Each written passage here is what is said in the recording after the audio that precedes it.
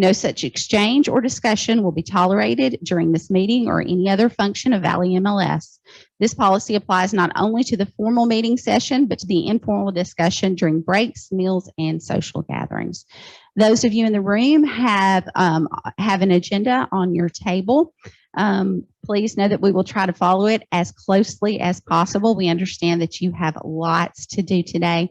As we discussed, please be mindful of talking. Let's be respectful when we are talking about companies, be it brokerages or third-party companies, and let's keep this a positive conversation today and get some of those questions ready for us. So with that, we want to welcome Marilyn Wilson today. Thanks so much, Shay. It's great to be here. I love Huntsville. I was just with, I live in California and I was laughing earlier. I have family in Ranburne. Anybody know that side of the state? So I do have some Alabama connection that's not Huntsville, and Ranburne is not Huntsville, but I'm still glad to be here. I love the city. It's really fun. So we're going to take you through some fun stuff today. We're going to talk about the industry a little bit and some of the things we're noticing out there. And as all of you know, the pace of everything all of us is doing is getting faster and faster and faster. How many of you are very tired and worn out at this moment? I know. A lot of us are, right? And are you still seeing the crazy number of multiple offers on houses? Is that slowing down at all? Slowing down a little bit? Is it still crazy though? Yeah, crazy, little less crazy, but still bad. Yeah. So it's a weird world that we're living in today. And we're going to talk a lot about this, but we've gotten a lot of attention as an industry from a lot of different types of people, whether that be investors or the federal government or a lot of things. So we're in the crosshairs of a lot of people. So we're going to talk about that and think about this. And my hope for today is to not only help you understand how amazing Valley is and all the things they're trying to do to help you as brokers, but also to hopefully some of these conversations will help you think about your own business as well. So hopefully there'll be a little bit of a side benefit. So just to sort of set the stage, and can we turn the lights off too for that? If we could, that'd be great. I have a fun video. It's just kind of a get us in the right mood for thinking about new ideas today video, and then we'll go from there.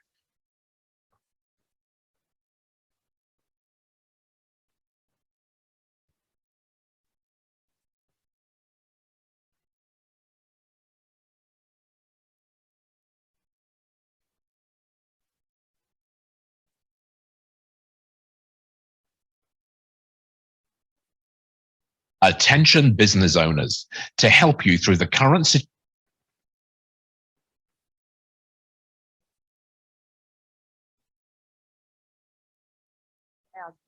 Want to get in the way, don't they? Okay, we'll go full screen and maybe. There is nothing as powerful as a changed mind. You can change your hair, your clothing, your address, your spouse, your residence.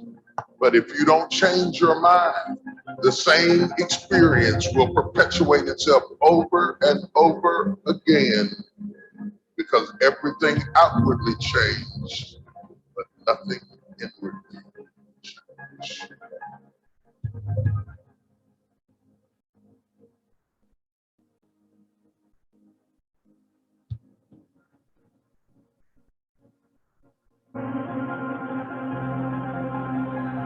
If you want something out of life, if you want to change yourself, if you want to acquire something, if there's some goal that you want to reach, changing your behaviors, overcoming negative habits, it's challenging.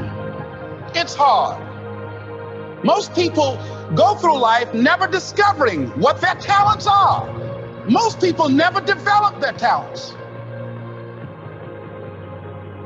The only thing that's going to make you happy, my friend, in this year or any other, is to step up. It's to raise the standard. It's to discover what you're capable of and feel that incredible power pushing through whatever's holding you back and get to the other side of more of your true self. That's what this game's all about. When you step into your fears and continue to push yourself to go on, something happens for you. If you look at somebody who's really successful and you think, wow, I mean, they're so amazing, they're such a genius, you got to dig underneath and you got to remember something. People are rewarded in public for what they practiced for years in private. If you don't develop the courage to do that which has been given you to do, and you spend a lot of time going around trying to convince other people or trying to get their approval, what will happen is that you will lose your nerve. And other people will convince you that what you're doing doesn't have any value, and you'll give up on your dream. How much time do you have left? How much time do you have left? When you start thinking about that, we don't know. Most of us don't use the stuff that we have brought into the universe. Stop wasting valuable time. If you want something, you have got to be relentless. You've got to learn how to become resourceful. You've got to learn how to become creative. The power to hold on in spite of everything, the power to endure. This is the winner's quality. The hunger, the ability to face defeat again and again without giving up. This is a winner's quality. What this power is, I cannot say. All I know is that it exists, and it becomes available only when a man or a woman is in that state of mind in which he or she knows exactly what he or she wants and is fully determined not to quit until they find it. There's greatness in you, and you've got to learn how to tune out the critics outside and the critic inside. So I'm going to harness my will, and I'm not going to let anything stop. I deserve this. Most people give up on themselves easily. You know the human spirit is powerful. There's nothing as powerful. It's hard to kill the human spirit. You are unstoppable. Live your life with passion, with some drive.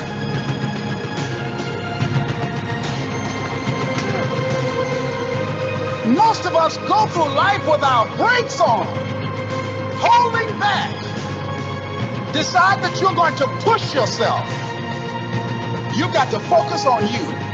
And as you convince you, as you sell yourself every day, you will begin to see a difference in the things that you're doing.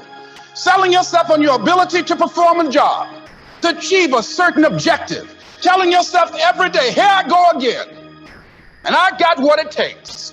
This is my day, and nothing out here is going to stop me.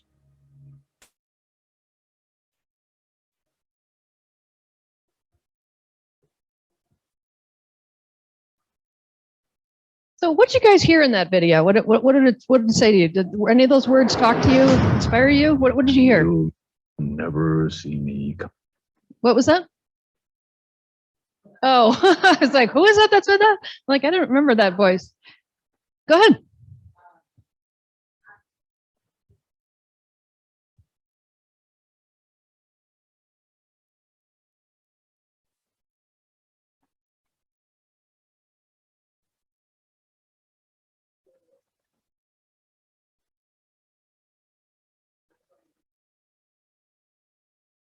Just work through that fear. Yep. Right? Exactly. And, someone told me once that the things you are most afraid of are the things that are most important for you to do. Like going and knocking on that door, right? Once you break that, I know people that were really afraid and now they love it. They just think it's the coolest thing ever to get someone to open the door and they get to talk to them. So that's great. What else did you hear?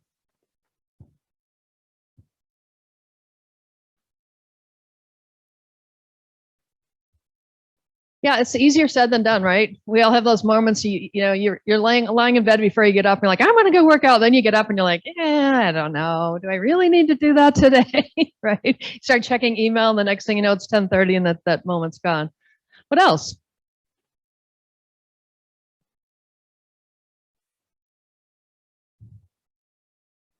Yeah, with their brakes on.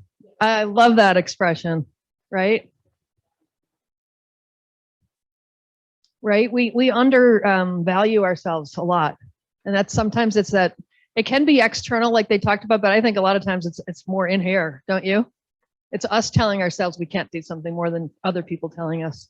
I'm sure when you're in your, in your brokerages, everybody thinks you're the hero, right? You do all kinds of cool stuff to help them. They don't know that you've got your own insecurities like everyone does.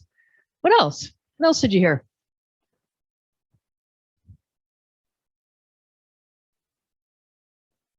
Mm-hmm. It really does.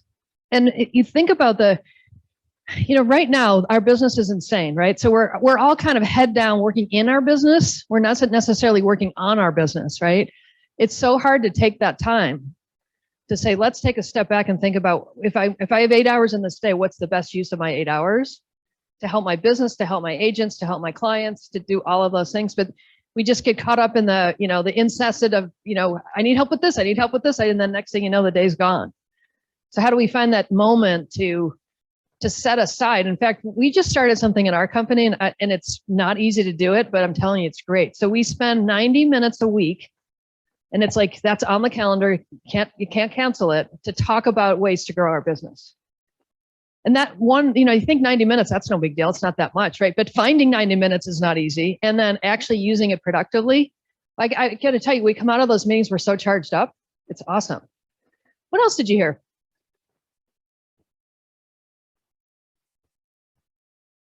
Anything else?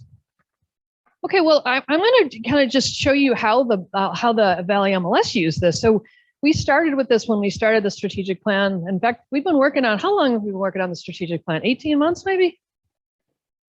You want me to explain that process? Actually, it's kind of cool. Let me do that. So I got engaged, I want to say I think it was the beginning of COVID, maybe even before COVID. It was a long time ago. And what the board said was, you know what? We know that we want to be more innovative. We know we want to be more customer centric. We know we want to try new things, but frankly, we're all busy head down working in our businesses. We don't have time, right?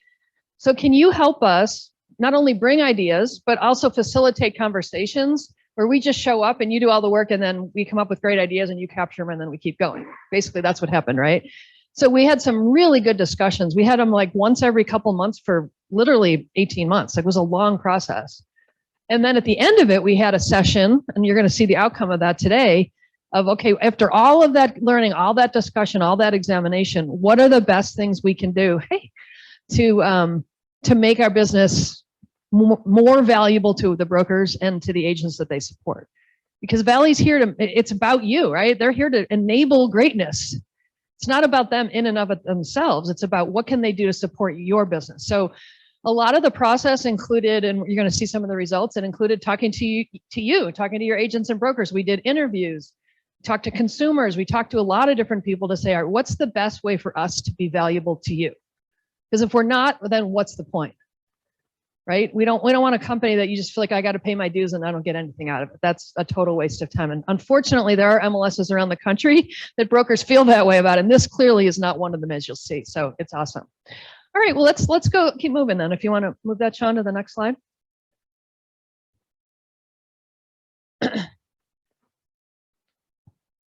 So we're going to talk today about kind of the theme that came out of this. And I got to tell you, I'm super excited. In Wave Group, we work a lot with brokerages and we work a lot with MLSs and associations. And what we love to do is to see how the two can come together, because we're all part of the same, organized real estate family, if you will, right?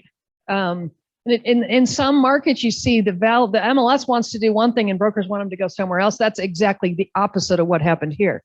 But here's something that I want you to all think about as we go through this. And we're going to show you some great examples. So a lot of times, and I think agents feel this way too, the MLS is like, as long as the system is on, we're good, right? They kind of think of it, the MLS organization is the MLS system in their mind, right? And there's so much more to it than that.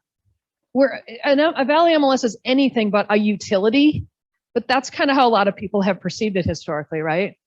So we're going to talk to you today about a lot of the thinking that the board did to say, we generate so much business opportunity and we want to continue to do more of that. And importantly, we want to help brokers take credit for that and leverage it in their listing presentations and in their training, right? Because there's something about the collective network of all of the smart, amazing 4,200 plus people in this market that you can't do on your own. Even if you're the largest brokerage in the market, you can't do it alone. There's a network effect And we want to make sure that you understand what's being done now. And we really want to get your opinion about what could be done in the future, right? Because you guys are out there every single day trying to deal in this business.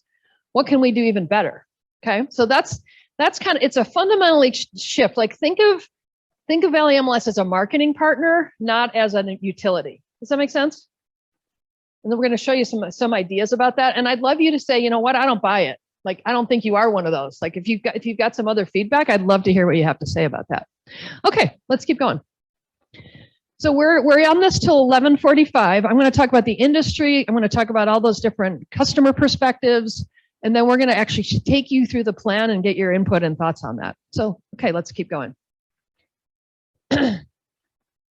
So for the industry, there is so much happening in the industry right now. Honestly, I struggled with what to talk about because it's like, where do you start? There's so much happening. So I thought I would kind of go broad just to kind of get us all thinking about our industry in a larger context and kind of start looking at the industry the way outsiders, those ones that have like $14 billion they've invested in the last few years, those people, kind of how they look at us, because it's definitely different than the way those of us that have grown up in the business or that have been in it for a long time think of it. Like, we think of it as kind of our local community and our local competitors. And it's so much broader than that. And as you know, national competitors can be local competitors very quickly. That market can change and is changing. So we want to be sure we're kind of looking at the bigger issue. So if you could flip us to the next one, Sean. Yeah, so I wanted to first talk about, and I hate these words. Speaking of antitrust, I don't even like putting those words on the screen, but this is what other people are saying about us, right?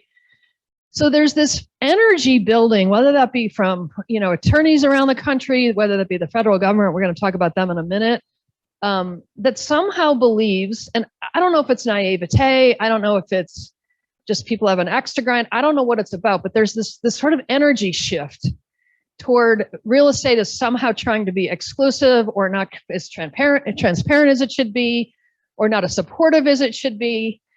And it's so hard. And I know all of you would probably agree with me. Let's just, I'm going to pick on some other industries for a minute.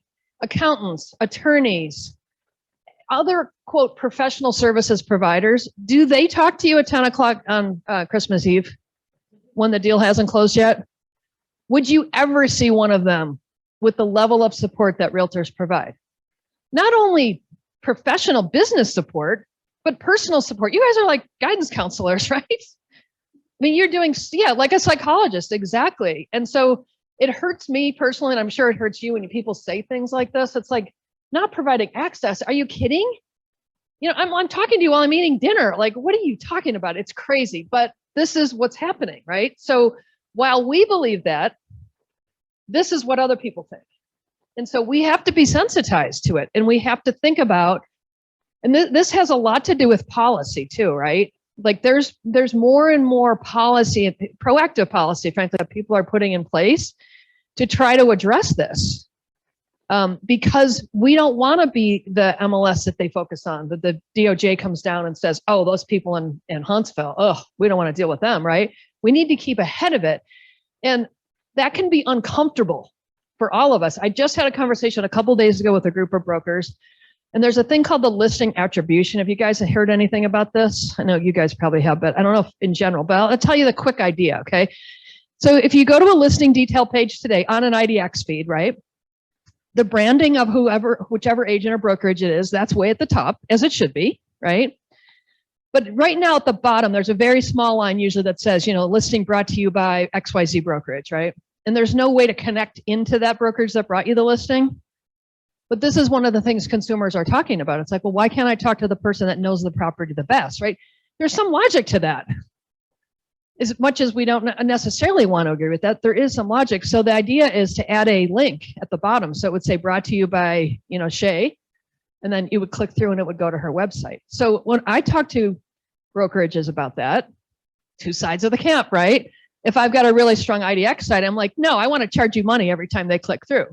However, if I'm the listing agent, I'm like, yeah, bring it on. That's awesome. IDX will be even more powerful for me. So there's these ongoing dialogues about things like this, right? Where it's like, wait, we've never done it that way before. Here's a crazy one. Why are we only using unbranded virtual tours when everywhere else in the world wants branded virtual tours? we say that and everybody goes, oh no, not in the MLS. It has to be unbranded. And maybe it does, right? But these are the kinds of conversations we need to start having. It's like, if we look at this as worst case, people think we're evildoers, for lack of a better name. What can we do proactively as a community to help people feel like we really are listening and we really are providing more transparency or more support or more connections or whatever it is that they're looking for?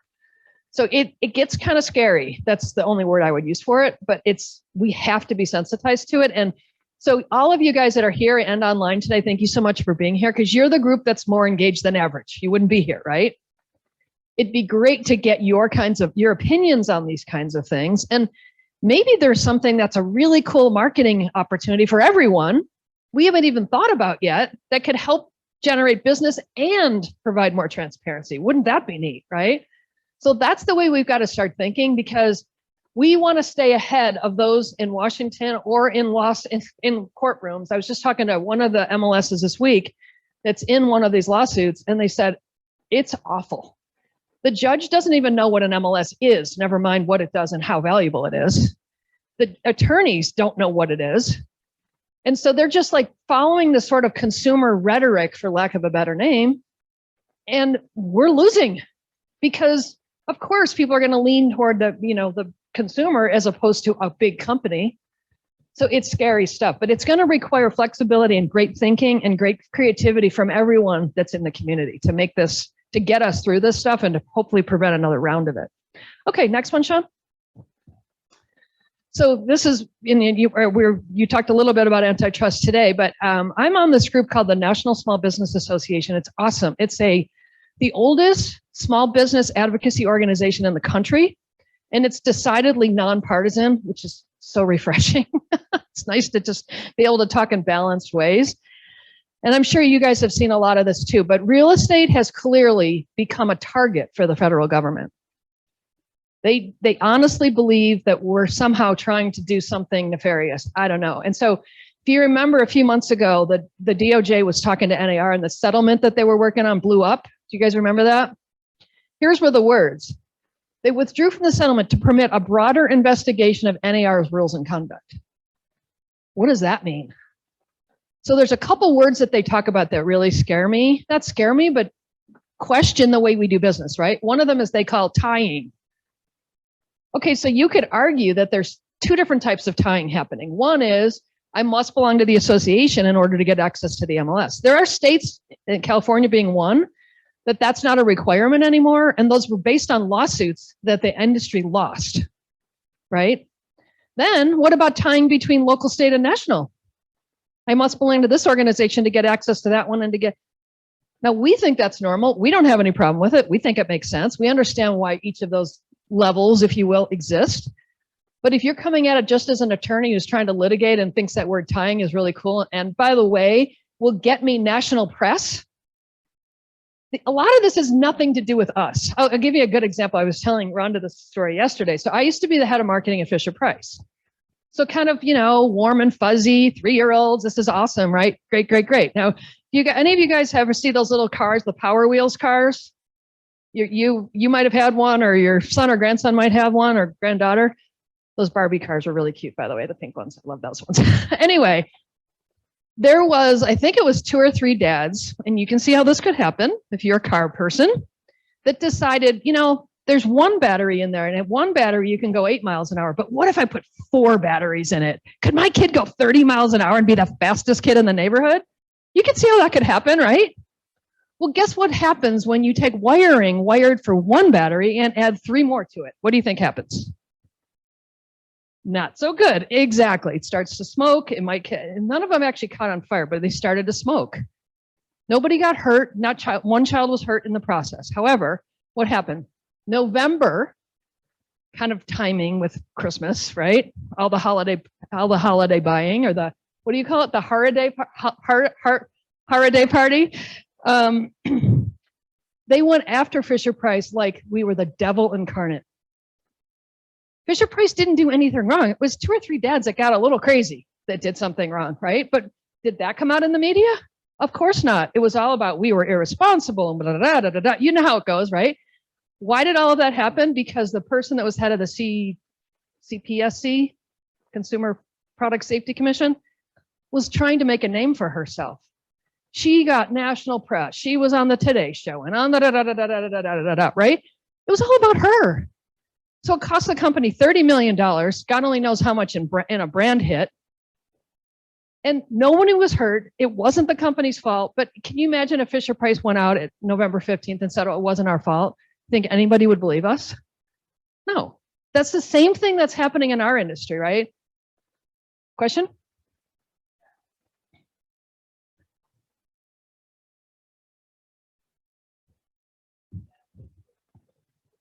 Right.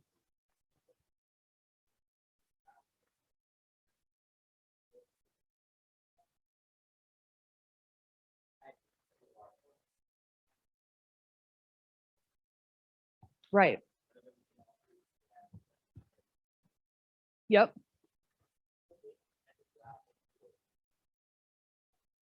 Right. Right. Right.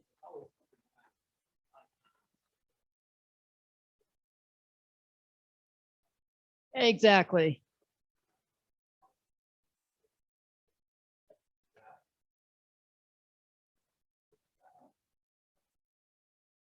Let's go after this. I think it's a lot of people, to be honest. And yeah, you're right. It's an opinion. Who knows, right? Certainly there's attorneys that are making money on these cases.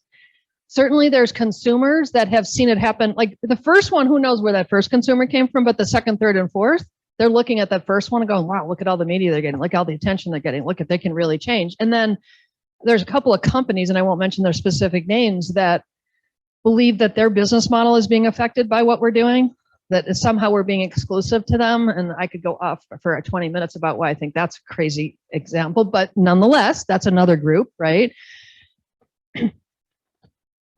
Oh, no, not that one. This is a different one. That one's been pretty quiet, at least publicly. No, this is a different one. But then you have to look at the overarching political environment we're operating in, right?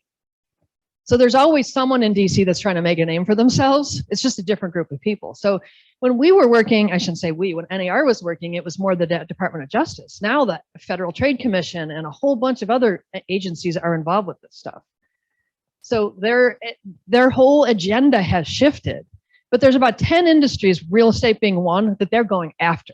Like we are, like they've literally listed them out in some of the, sort of publications that have come out of the White House saying this is a group that we're gonna try to fix. So it's coming from a lot of directions. And if you look at just those three things, all three of them are very important, very topical, but different, right? Antitrust, and you guys all, I don't know if anybody heard, but the Showing Time Zillow acquisition actually went through. Did you hear that? Just happened recently. But here's the weird thing, and I don't understand what this means. So they've finished their deal, but the federal government has not released them to say it's not an antitrust violation. So that could potentially come back at some point. And here's the other thing, and not to get partisan, because I clearly don't want to, but I just thought this was interesting. When that Zillow deal was getting fought at the federal level, there were two people, there was a senator and a congressman, both from the antitrust committees within their own branch, both of which were Republicans. So I would have thought, just by, sort of the general nature that Republicans are generally more business friendly, and no, it was Republicans that went after that. That's even scarier to me, because that means the whole community is sort of aligned against us. So that's scary. Now, consumer transparency is a different issue, right? That was things like, why are you not showing the buyer's brokers compensation and things like that? And are you making sure that and this is a whole other topic about office exclusives and things like that. Like if inventory is being held back, is that hurting consumer transparency, the ability for everybody to be able to find a property that they're looking for? That's a whole different set of issues. And then fair housing, we're going to talk more about that later today. That's a whole different set of issues, right? All three of them are scary in and of themselves. And now we've got three of them, plus the federal government looking at us. So it's really important, and I know the board's already doing this, but for you guys too, to get sensitized to anything, when you start looking at the way you do business, is there look at it with this really negative eye that these guys are looking at. Say, is there anything I'm doing that could somehow be perceived as exclusionary or Not in some following fair housing in some way. Am I doing enough to train my agents on how to talk properly, how to expose properly, how to, in that multiple offer situation, what do I do so that someone doesn't feel left out? I mean, there's so many things happening, but it's really important that we pay attention to this and that we get really sensitized to the stuff. And by the way, advocate, right? I mean, you've got a great opportunity here through Valley and through the state and through the NAR to become part of the solution. So this is, if there's any time you have interest in stepping up and wanting to be part of this, I'm sure some of you already are, this is the time. Because I don't think we've ever seen a more concerted effort against real estate ever, at least since I've been in the business. Question? Comment, question, whatever. Either one is good. Okay, good. I love it. And,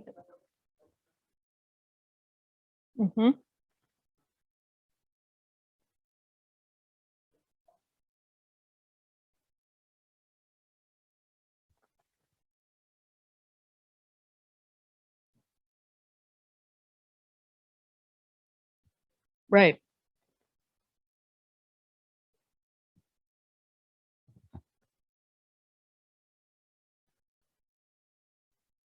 Yep.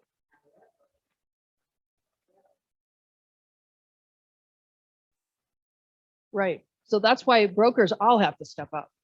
And frankly, it's a protectionist thing for your business first, right? At the end of the day, think about all of these things can help you make money. Let's be honest. That's what we're all here to do, right? So don't think of it as like, oh, these are nice things I should do, but this is where my business really, like, no, they have to all become part of the same thought process. And I think if we do it right, we might find things that are like, wow, that consumer transparency thing, actually, that's a really good marketing opportunity. I'm going to take advantage of that, right? Doesn't have to be mutually exclusive. But anyway, you're right. That's a great example. Like, we know we're not supposed to do it, but if someone decides, I don't care, I'm desperate, I need a sale this month, I'm going to do it anyway. But that's up to the broker to be monitoring that, right? Brokers are ultimately responsible for every transaction and the behaviors of each of their agents. So that's why it's really important that we're all on the same page and you guys are all on the same page. Because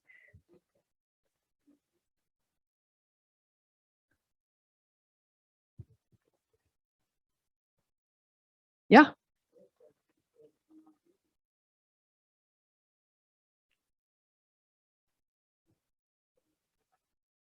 And so you, for doing the right thing, might get sued, whereas the group that's doing what you're not supposed to do is going to sail through quite with a new property and a new commission.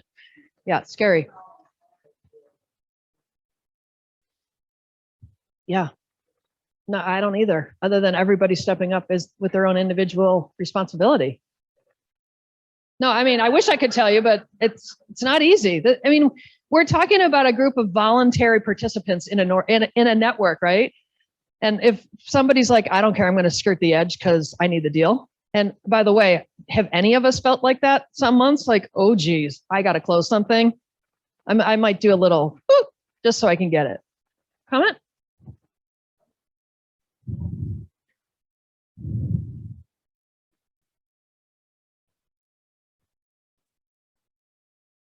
Right.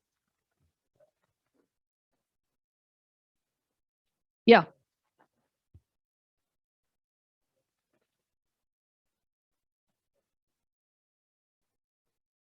Right. Right.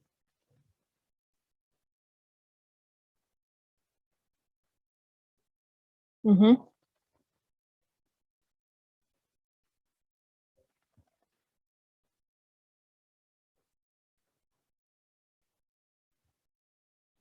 No, you're absolutely right. That's that constant balance of what you know is the right thing. Well, first of all, what's legally appropriate, right? That starts. Then NAR Valley policy, then your own judgment and your own heart to say, I know maybe it's not a policy violation, but I feel like it's a little on the edge. And then it's the consumer saying, yeah, but I'm desperate to get that house and you got to do it you have to fight those conflicts all the time. It's not easy. Is that on? I don't think it's on.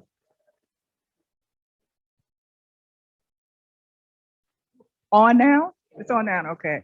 So I want to continue the conversation before we talk about buyers. When you look at your chart about what are the threats against our businesses, My business has been around since 1985. And ever since I've been in, we've been fighting to have that be real estate brokers, real estate agents. And NAR, for the most part, has done a good job keeping us in business, right? When we compare to what happened to travel agents and appraisers, NAR really has done a good job. But I agree, we are now have all these forces going against NAR. I believe we do have the power as individual agents and brokers to be on alert and change things. One reason that you didn't bring up that I think this attack is so prevalent is just the wholesaling model that's here to stay. You know, the conversations you get from all these people who are real estate investors, they're doing wholesaling, okay? Yep. So to me, that's all about non-regulation. They're going against the government of real estate compliance. Yep. And if they can strip NAR and the local governments of not enforcing those rules, then it's, you know, it's chaotic out here. Yeah. It's confusing out here. You're absolutely right. So I think as agents and brokers, at some point, we have to sound the alarm of the injustices in our local communities. Everybody's making a buck on wholesaling. You know, every house owner in the county in the US are getting letters, let me buy your house just the way it is, no commission, forget about the crooked real estate agent and just call me. So it's like a total war or prey against the consumer. And at sometimes it may level out, but we need to rise up as being the voice of reason, fairness, exactly. Not deciding to do what they're doing. As we have young agents, new agents in the business who see all that green money coming that way, we have to educate and inform them of what the ethics are of this business, why it's important, and then continue to lobby for those organizations that are protecting our industry. I totally agree with you guys. And here's the thing I don't like about what's happening in these lawsuits. I mentioned the one that's on the East Coast right now. The MLS is not getting credit for any of those things. What does the MLS actually do? It creates an orderly marketplace, right? At the end of the day, that's its job, is to legislate around, you know, behaviors that may be a little bit nefarious or not appropriate or however you judge that, right? To provide transparency. I mean, think about it. There's over 4,200 people in the network here at Valley MLS. Every one of the listings that's in there gets exposed to 4,200 plus their viral network beyond that, their whole sphere and their farm, right? That's a huge amount of transparency, and we're not getting credit for that. Comment?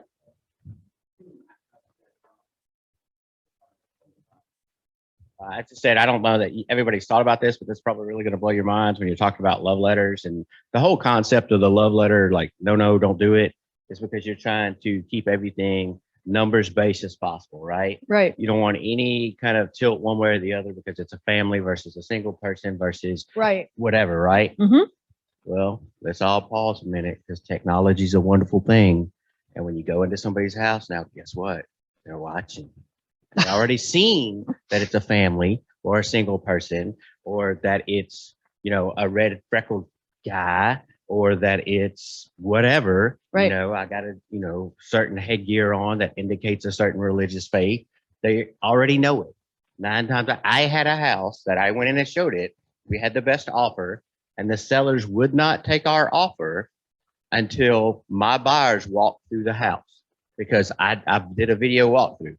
Now, what would have happened had my buyers, who were already told they had the best offer, walked through that house, and they were not a minority, but let's say they were a minority, they had walked through that house, and then the seller did not take our offer.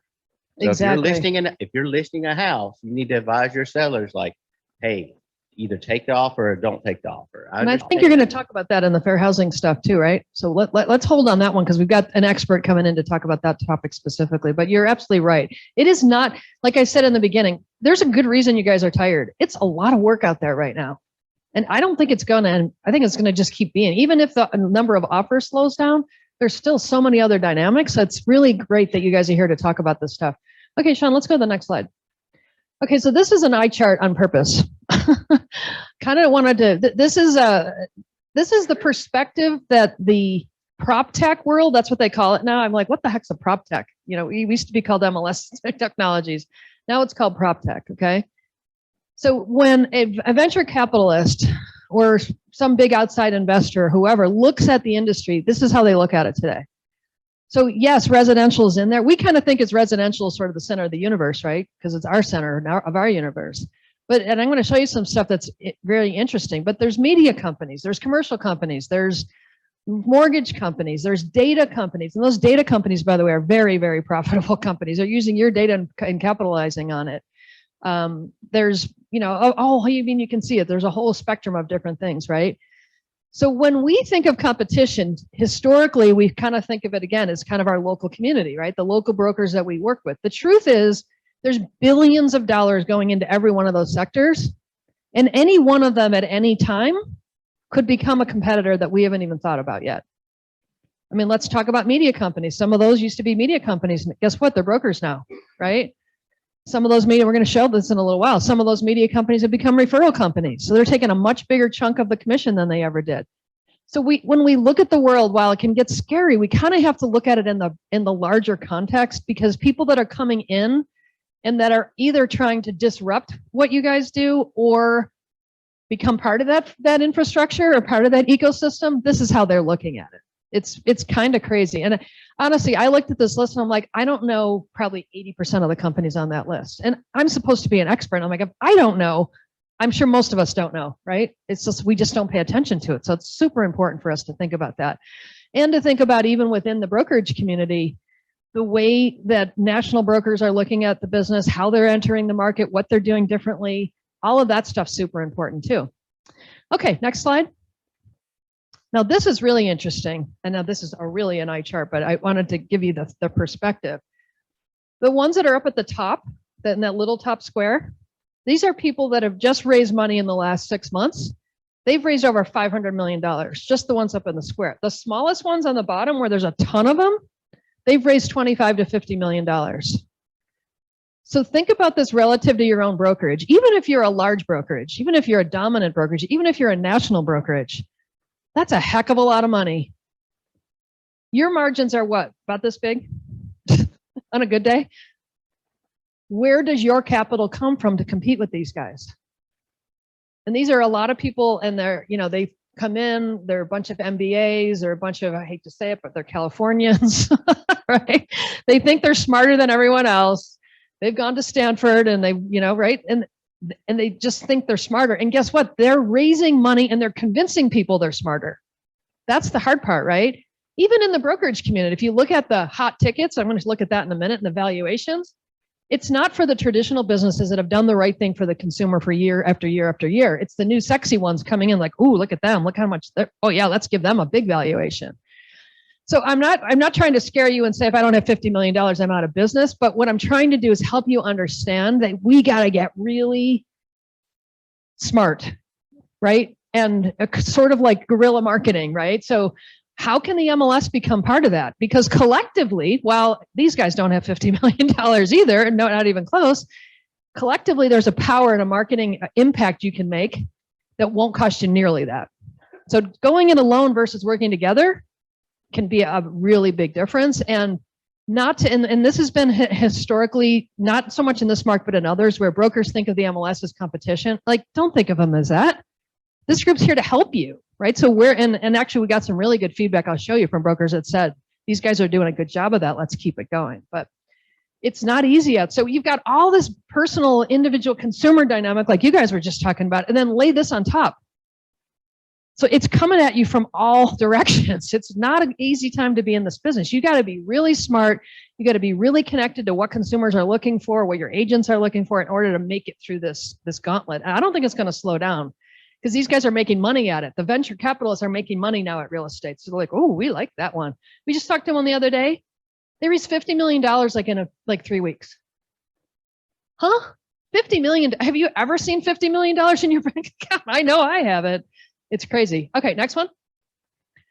And here's a good example. So this is the acquisition activities from, I think it's 19 through. So see those last 3 quarters?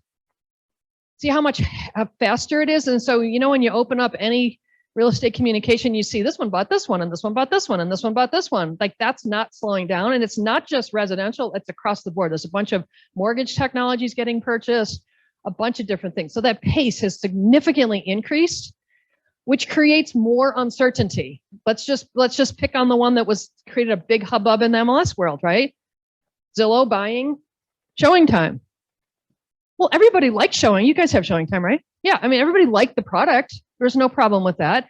And the great news is the MLS thought ahead in terms of the data that's being sort of shared within that, who can take it, even if it's not owned by Showing Time. So a lot of those protections were built in, just so you know, which is great. But it threw the whole MLS industry into a tizzy. Oh my God, showing appointments are now owned by one brokerage. What does that mean? Well, could we have not seen that coming?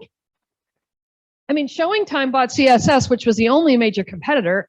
I don't know what their market share is because that's not shared, but I would guess it's probably 80%, if not more, of the industry. So they had a quote monopoly. I hate that word, but the truth is they kind of did. And none of us did anything about it, including me. None of us. We didn't pay any attention. And then it happened and we were like, oh my God, what are we going to do now? Well, now 15 competitors have emerged, which is awesome. But everybody's used to that one tool. So as much as they don't like that new shift, how many people do you think would really get off of it and work to others? If you guys don't like that tool, you guys have to teach them. Go ahead. Just put a plug in there. You just opened it up for me. Okay. We do have options here, HomeSnap. Yes. In fact, that's They coming do have- soon. They right? do have that Yep. ability, and so we're rolling that out. Yeah, in fact, we just did a webinar with them. And in fact, if you want a link to that, I can send it so you can send it to everybody as a follow-on. It's a really good product. And it doesn't cost anything, which is great too. Anyway, so let's keep going. So there's two companies within residential, Lone Wolf and CoStar, that I literally, since we're getting close to Thanksgiving, so they're literally gobbling up companies. Like every week, there's another one getting bought up by those guys. And there's a lot of people paying attention to CoStar. There's not as many people paying attention to Lone Wolf. And they are rolling up companies day after day after day, right? So not necessarily a bad thing, but the dynamics are changing. And a lot of the Lone Wolf technologies, by the way, are broker technologies. Anybody use Lone Wolf for your financial systems? Okay, gotcha. But they're really solidly in the broker space. They're in the MLS space a little bit, but they're really in the broker space. So again, not that it's bad, it's just the market is changing. And so when you're doing your due diligence to say, how do I work with the MLS? How do I look at a new company? You got to look at their sort of history and make sure you're comfortable with the path that they're taking, because it's changing significantly. Those two especially are, and again, CoStar's getting all this media. Lone Wolf's buying just as much, if not more. And for some reason, people aren't looking at them as scary. They're a Canadian company, by the way. They're not even American. Not that matters, but for what it's worth. Okay, next one. So here's one that this one drives me crazy, but it's just me personally. So what this is looking at is the stock price of each of these companies and their overall valuations. How much is the company worth, right? So if I was going to buy the whole thing, what's it worth? And I think the most notable and kind of disappointing thing is if you look at Realogy and Remax. Let's talk about those two brands, right? Well, Realogy is not a brand, it's a roll-up of a brand, right? But the brands that are under Realogy, whether you're part of them or not, you got to argue they're, from a consumer perspective, they're long-term brands, they're trusted brands, they're national brands, they're brands that have always tried to do the right thing by the consumer, et cetera, et cetera. Remax too, right? Lots of great top producing agents have gone there, done phenomenal work, sold lots and lots of properties. And so look at that. So look at Open Door. We're going to talk about iBuyers in a minute. Almost $9 billion in value. Realogy's at $2 billion in value. Open Door is part of 1% of the entire industry's transactions. Part of it, not the only part of it. They're worth $9 billion and Realogy's worth $2 billion. And Remax is worth $648 million. What am I missing? Right? Compass. Look at Compass. Now their stock has been sliding since they went public, but look, they're worth 2.5 times what Realogy's worth. And again, I'm not trying to pick on any one of these brands. That's not the point. The point is, each of us has to find a way to make sure our businesses stay viable, and find the place where working together helps us do that. Find the place where our individual brokerages can do that. Find creative ways to market our business, PR opportunities, et cetera, because At the end of the day, and this is true in other industries. Do you remember? I do, because I was clearly there. Remember in 1999 and 2000, those stupid, crazy valuations coming out of Silicon Valley? A company had no revenue. It was worth $30 billion. Like, what? What? That's insane. But we're not alone on this, right? This has happened before. It's like perception equals valuation, not revenue equals valuation. It's crazy, but it's the truth. So how do you recommend really fighting this? So think why those companies are where they are. Like EXP is a newer company. Open Doors Technology is new. Redfin is new. I say in the last 10 years. Okay. Yeah. Mm-hmm. So the consumers are driving this. The consumers are wanting the technology.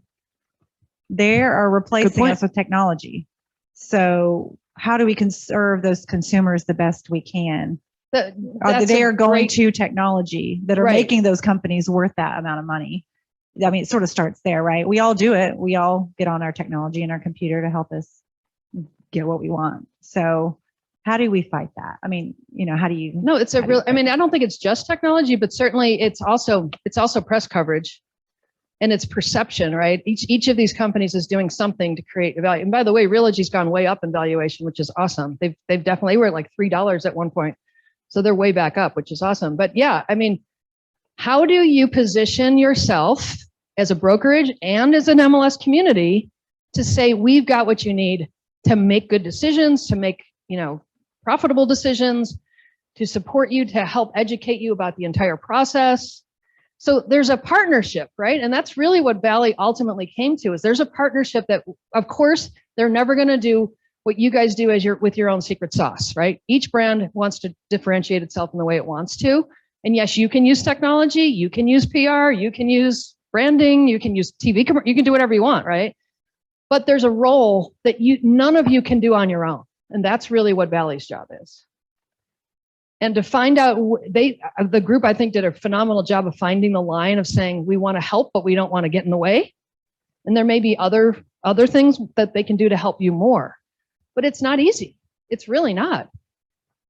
And I just was at a 5-day business mastery class, and one of the things they talked about was product or company life cycles, right? So the new sexy ones, some of them make it, some of them fall right off the edge. Like Purple Bricks is on that list. Purple Bricks did not make it in the US at all. They're good in Europe. They're terrible here. I don't know, for whatever reason, consumers just didn't buy into that one. But they're still worth $310 million, probably more than most of our businesses. Question? I was going to say something about you said it, perception is one thing for sure. Mm-hmm. If you look at the 10Ks of each of these companies, mm-hmm. they are so negative. It's crazy. Right? Exactly. It's like the .com of 1999. It absolutely period. is. Like, so if you look at Remax and Realogy, mm-hmm. they've been consistent and all stuff, and the real profits. Right. It's so, what do you call it? The valuations are just nuts. Like people say, hey, who's going to stick around? The company's been around. Because I see this like a .com too. Absolutely. Because once the private equity money goes away, they move on to the next sexy thing. They think something else is cooler than what we're doing. Absolutely. Yeah. But what you just brought up is a great example. And think about that in your listing presentations. Have you taught your agents to talk about the stability of your business, the tenure of your agents, the things that really do matter, the metrics that really do matter in terms of providing amazing service and support to your customers? Have you sold that to them? Maybe some of you have. I don't know. I haven't seen many in listing presentations. Usually it's all about, I'm an agent and I'm great and you should talk to me. And they never even talk about the brand most times. Well, I was going to say that's precisely what I do. And for me, the way that we defeat this or compete is that we make ourselves more valuable and make sure Absolutely. that we get together and show why we are more valuable and how face-to-face. I want, like, the past 4 days, I have been in this brutal fight with my bank, and it's horrible. I was on the phone for like 2 hours on Friday, and no one could help me because the people in the building here locally had no connection with my accounts and couldn't do anything to my account. The only people that could help me were the national number. And every time I'd call, no one could help me. And then they'd forward me to another person. They couldn't help me. And then they'd forward me to another person. They couldn't help me. And so 4 days. And honestly, yesterday, I just withdrew everything and went to another bank that was local. And you go. that's why Great story. And the reason why I chose the bank that I chose was because when I called them, they answered the phone. There was no automatic message like, press 1 if you would like to speak to such and such. And the person who answered the phone answered all my questions. He had great service. And honestly, I think that our society is going to move towards that because we're so tired of the nationalization of everything and so tired of talking to someone on the phone rather than face to face. I totally agree with you. And so think about that. And again, we're here to talk about the partnership between the two, right? Of course, you guys want to talk about your brokerages too, but are we leaning into that? Are we leaning into what Valley does for, and again, of course, you're going to talk about your brokerage, but we want to make sure we drive home what Valley does for you. And we're going to show you some significant numbers. Like there's ways to do exactly what you're talking about. Valley can be part of that local story. Guess what? I've got 4,200 of the smartest people that have more experience in real estate than anywhere else in Huntsville, and they're all here to support you with me. Do we ever talk about it like that? We just sort of take the MLS for granted. I don't know if I told the story. I think I might have told you guys, but I'll tell you guys because I think it's a great example of it. So we work with a brokerage down in Sarasota, Florida. They were up for a $30 million listing. Everybody kind of likes those, right? Those are kind of good listings to get. They were this close and they didn't get it. So of course they're beside themselves. Like, what did we do wrong, right? And so they called the owner. And she said, oh, we loved you guys. We were totally going to give you the deal. We thought, because they were the local brand, interestingly, right? We the broker owner showed up at the listing appointment. I certainly would if it was a $30 million listing, wouldn't you? But they showed up and that the other brand was some national brand and nobody, right? Bottom line, they didn't get it. And so they said to the owner, why did we not get it? They said, oh, we were totally going to give it to you. And then the other agent told us that she was going to promote our listing to all, and Sarasota is part of like a 50,000 member MLS, a big one. They were going to promote our listing to all of those 50,000 people. And so we had to give it to them because of course their marketing is going to be better than yours. Do you want to kill yourself at that point? But do we take advantage of it? Think about that. 4,200 people here. People say like the average is about 250 prospects that people have, and some have lots more than that. Do the math on that. How many people are you exposing your listing to if you follow the path of being part of the Valley MLS family? We're not taking advantage of that. We're just thinking, oh, it's there. Everybody knows that. Like, no, they don't. I wanted to just go back to that technology. I don't know. I didn't want to come across the wrong way, but these companies don't abide by those same rules, those fair housing, those consumer protections that are in place that we have to follow. Those larger companies, I'm not talking about, the real estate companies, but right, the websites, right? They don't have to do that.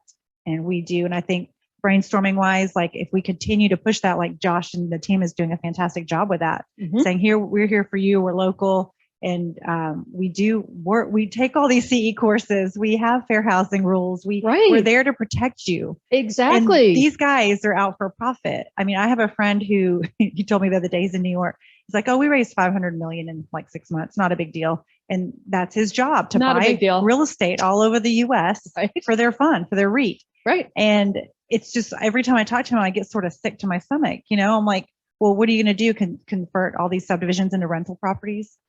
Is that your goal? Yeah, probably. It is. It is. Yeah.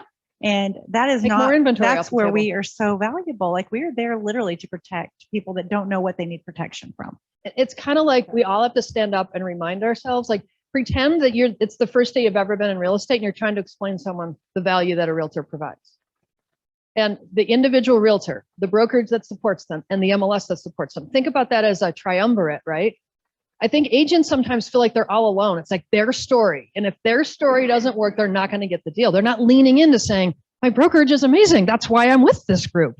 My MLS is amazing. And I can tell you, and yes, these guys are paying me, but not enough to do this. This is one of the best MLSs in the country. It absolutely is. Why? Because, and there's many of the leaders that run this group in the room today, and hopefully they would agree with me. This is a group that's thinking about the future. And it's not afraid to change things or to let go of things when they just don't make sense anymore. They've done some significant changes even since the strap line a few months ago. But that's why they're good. And by the way, that's why each and every one of you has an opportunity to influence the change, because they'll listen and they'll do stuff. There's a lot of MLSs that are like, yeah, no, we're not doing that. They'll never say that, but that's kind of how they feel. This group is not like that. Okay, next slide. So here's another one, again, just for perspective. I don't want to beat a dead horse, but if you look at residential brokerages way, way over here in terms of the valuations relative to the one on the far left, the 16.1 is real estate media portals. So think about that. You don't have the money to play with that others do, and neither do MLSs. So you got to get really smart and creative. And I'm going to show you some stuff that Tammy and her team are working on that's like very cost effective, but very effective nonetheless. So it's like, again, it's kind of like guerrilla warfare. You got to get in there, right? You don't have time to, you don't have $50 million to throw at something and hope for the best. You got to do it differently. So just want us to all keep that in mind. I don't think I need to tell you your margins are tight. You guys are well aware of that, but okay, next one. Okay, so let's talk about iBuyer. So if you remember in that last slide, Opendoor had the highest valuation. They're one of the biggest iBuyers. Everybody familiar with the iBuyer thing now? I assume you guys are. According to a Zillow study that just came out, 1% of all transactions across the country now are iBuyers. Now that's not a huge number right now, but let's go to the next slide because I want to show you some markets. I don't know if you can see that. You probably can't, unfortunately. In this study, 0.7% or 67 sales in the first half in Birmingham were sold by iBuyers. The average price was 171, so it's a little lower than the average median price in Birmingham, but nonetheless, it's 67 sales. This year, 67 sales is significant. 5 sales is significant, right? There's so little inventory.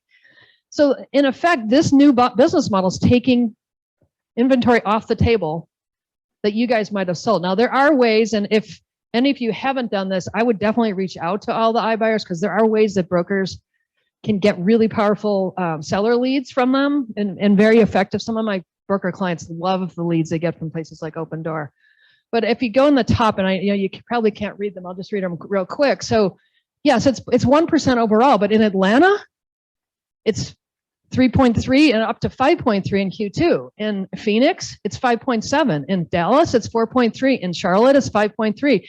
So there's markets that are more well established that like were the early entries into iBuyers that are taking a lot more business than what's happening.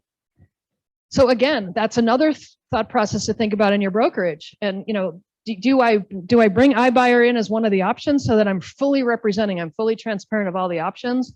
Teach people the differences, the strengths and the weaknesses. And some people might choose this path, but guess what? You provided them the support. You filed the code of ethics. You did the right thing, right? And again, there may be some other opportunities for you, but this isn't going away. There's more and more money getting thrown into this part of the business.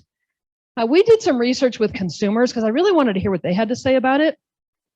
There is a small segment of people that do think this is a good idea. They don't want to list it. They don't want to paint the garage. They don't want to do whatever they have to do.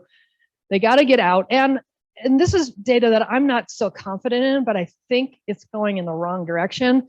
When they first started, their commission rates were higher. Like if you guys, and I'm not going to say commission numbers, but if let's just take ridiculous ones for argument's sake, they were 42%, you guys were 35%. They were higher. If you look at the latest data, it's not saying that anymore. It's kind of more of an equal. Because before you could argue, oh, what's more expensive? Yeah, it's faster, but it's more expensive. That doesn't seem to be where they're going anymore. So you don't have that advantage. You got to think about, well, what is it that I do and why should they work with me and not with them, and or represent them. And if it makes sense for them, then become part of that process. Okay, next one. So this is, I'm just going to tick through these quickly because there's a bunch of them. If you can go to the next slide, Sean. If you look at, and I'm not even going to pick on any one of these, but this is Zillow's latest terms of use. Referrals is a really big part of what they're doing. Let's click to the next one. Realtor.com. Referrals are a really big part of what they're doing. Next one. Redfin. They have referrals. Now, so what's interesting is a lot of it, not Realtor, but a lot of these companies are sort of becoming hybrids, right? They're sort of marketing partners and their brokerages at the same time. They're kind of like leaning both sides. If you look at quote traditional, I hate the word traditional, by the way, but just because that's the way people define them. You guys wouldn't say, oh, well, I've got 50 agents, but I'm going to go find 50 more that I'm going to work with on a referral basis. I mean, you do it across the country. You do referrals. I don't mean that, but you don't think of it as an active part of your business model to say, I'm going to recruit a bigger network of people to work with me like these guys do. Not saying you should, but it's just different thought processes, right? That's why it's really important to look at what's going on out there. I think there's one more too. No, that's it. So, they're taking 30, 35, 40% of the commission with these referral deals. Now, some agents say it's great because they don't have to pay any media money until something closes. But do you need to have more people siphoning off a piece of that ever shrinking part of the commission to begin with? It's really scary. And that's what's happening. And they're making a lot of money at it, which is scary. I was talking to some of the Realtor.com people, and we were kind of yelling at them, like, you're part of the family. What are you doing? And they were like, yeah, whatever. We don't care what you say. We're making more money. So it's even it's even our quote, our brand that's doing this. So I don't know. I won't say it's discouraging. It's just, you've got to be paying attention. You got to dig deep about why people should be working with your business. And don't leave anything on the table. Don't make any assumptions that people know anything about what you do. That's the bottom line. And again, how does Valley help you with that? There's a lot of stuff we're going to show you in a little while. They can become part of your story. Don't forget about taking credit for it, because it's a great group. All right, we're going to just do one more topic and then we'll take a little break. So on the technology front, how many have heard AI, artificial intelligence, all of that, and kind of sort of know what it is, but don't really kind of know what it is? We kind of all feel like that. So there's a lot of studies being done about artificial intelligence, and people like the Gartner Group and the Forrester, like big, national research companies. And what they're all saying is that artificial intelligence does a lot of things, but I'm going to show you one specific thing. And they're saying computer vision is the hottest category. So I'm going to bring this back down to real estate terms. When we think about what do, what sells real estate? What gets people excited? Beautiful pictures, beautiful video, right? More information, the ability to search the way that I want to search. That's really what gets consumers engaged with us, whether it be on an IDX website or a third party or our own or on our phone or whatever, right? And what's cool about this is we are in the sweet spot, because there's probably, I can't think of very many other industries, maybe auto, but even not that relies on photo imagery more than we do. So what's great about that is it's attracting the smart artificial intelligence companies to us, because they're like, well, this is a great use case. Like think about it, like, don't you just sometimes just want to sit around and just look at the beautiful houses that are available? It's just so fun. I love going into a new market and checking it out. It's so fun for me. So that's really cool. So I'm going to just give you a couple of examples of where this is going. And then I'm going to show you some really exciting stuff later. So I don't know if you guys can see that from where you're sitting, but if you look on this side of the image, and we've all had this problem, right? It's a beautiful house, but it's kind of fuzzy and nasty. Guess what? With artificial intelligence, it can look like that. And guess what? You don't have to do anything. You just put it through an algorithm and ta-da, it comes out and it looks gorgeous. And are any of you using like Box Brownie or any of those companies right now? There's some people doing some good work, but a lot of that's more manual cleanup. This is actually being done by the computer, which is really cool. So a lot more cost effective than telling your photographer, hey, I want you to go edit 14 photos for me. That's going to cost you money. Okay, another one. So this one is really cool too. You think about writing copy. Has anybody got to enlisting? You're like, oh my gosh, I just can't write another piece of copy. Like I'm not a copywriter. It's not what I do. So what the computers are doing now, and of course there's still a human element to all of this. It's not like the computers are trying to replace any, but they're just trying to support, right? So what systems do is they take the listing information, so the actual, 3 bedrooms, 2 baths, etc. They take images that you've provided and they read those and can enhance what they're all about, right? So just saying it's the kitchen versus it's a kitchen with a Wolf stove and a da-da-da-da-da-da, right? That can make it better. And then they're baking in location data. So that neighborhood, that waterfront view, that district, school district, whatever it is that you lean on, it's taking all of that and it's taking it into what they call a natural language program, which we don't need to get into that. Basically, it's thinking for us. That's the way I look at it. And then it's creating comprehensive and really great listing descriptions. And it's not only making ones that are interesting to read, but importantly, it's helping with SEO, because it's baking in a lot more detail into what's going on. And you're going to see some really cool stuff that's going to happen on Valley MLS shortly. So what does that do? Not only is it a better description that'll engage people more, it's getting more exposure on the internet for you. And it's doing it for very, very little amount of money relative to what it would take. If you said, I want to optimize every one of my listings, and I'm going to do that through advertising, you'd need someone on your team to do that. You'd need to understand what that means. You'd need to test a million different things, right? This does all of that for you. So artificial intelligence, while it to me sounds kind of scary, doesn't mean there's going to be like a, a real estate agent walking around in a robot suit. It really doesn't. It's helping us do what we do. Next one. So here's another one. So let's say that someone really wants I don't know, you tell me, a Wolf stove. They really want a particular brand, right?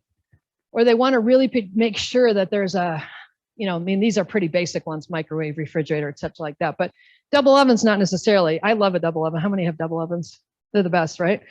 But a lot of kitchens don't have that, right? So let's say that was issue. You're a big baker, cook, whatever, you want one of those. You can actually search by that. So what's happening is the technology is, quote, reading the image, right? So if you were going to set up a listing in Valley, you would say kitchen, you might say stone floor, you might say white cabinet, right? But a lot of the drop downs are more generic. It's more like, does it have it or doesn't it? It's not really describing it. This stuff allows you, so let's say I'm one of your clients and I really want a white kitchen. I could search for white kitchens and it would only show me properties with white kitchens. How much time did that save me? Does that make you look smarter that you're like, I know white kitchens are your thing. So I'm going to show you a way you can search just for white kitchens. Because I don't want to waste your mind, on oak or cherry. I know that's not interesting to you. So it's taking the depth and the beautiful imagery you guys have already captured, and it's making it work harder for you. It's so cool, right? And this is just, this is like, we're going to look at this like this is like the year 2000 for the internet. 10 years from now, we're going to be like, oh my God, that was so basic, right? But now, think like, what has changed in property search in 10 years? Nothing, right? It's been 3 bedrooms, 2 baths. Well, what if that's not the most important to me? What if it's, I want a white kitchen with a double oven? Because that's what I do. I cook, I love it, and I want that beautiful, fresh look. How would you do that today? You can't. You just have to click, click, click, click through all those things, and maybe in a particular neighborhood. So this stuff is taking us places that we've never been able to go. And it's going to help you provide better service, better insight. And oh, by the way, if it's on Valley MLS, why would I go to Zillow or homes.com or any of the other brands out there when I can get this stuff? It's really exciting. And I got to tell you, Tammy Owen, she is a rock star. She's a quiet rock star, but she's a rock star nonetheless. Okay, next one. Sean, next slide. So here's another one. This one's really cool. So we talked about, I want a white kitchen, right? I want one feature in a kitchen. But what if I like a particular design of a kitchen? I'm going through this right now, trying to design my old, outdated kitchen, and it's hard, right? So let's say I look at this property on the left-hand side, love that kitchen. I'll click to the next slide. So now what the system will do is it'll read that first image and it'll say, oh, she likes that sort of lighter, brighter kitchen thing. I'm going to give her other results that match that. So with this is like, I think a 96% match, the computer says. Doesn't that look sort of similar to the other kitchen? So not only is it a feature, it can be an entire design. So again, how many people have walked out because they hate the kitchen? How many times have you lost a deal because it's like, oh, that kitchen's so old. They can't get past the fact it's 20 years old. It could be this, but they can't see it, right? So if you say, fine, if you know you have a client like that, skip that. Just say, okay, you like that particular style. I'm only going to show you properties that have that particular style. Doesn't this make you seem smarter and more like you're listening more effectively to them? So this stuff is all coming. These are all real examples, actually. And we're going to show you some stuff that's coming. And I know Tammy's got big plans for this stuff. We're just going to show you the stuff that's being worked on right now, but I'm sure there's going to be more. She told me today that Constellation, who builds your website, she sends them like 35 emails every day. So she's definitely getting our unfair share of attention, which is awesome. Okay, one more. I think that's maybe the last one of this. Yeah, so here's the bottom line of all of this. And this is a very overused expression. We've all heard it a million times, but it's the truth. If you're trying to catch up, so your competitor and or your market is here, and by the time you get there, it's going to be whoop, it's going to be over there, right? So that's why I'm saying we got to step back, we got to step up, We got to start thinking much more competitively and cooperatively all at the same time, right? MLS can be a part of your story, but you got to embrace it. You got to think about ways to ingest it. You got to figure out ways to teach your agents how to think about it differently.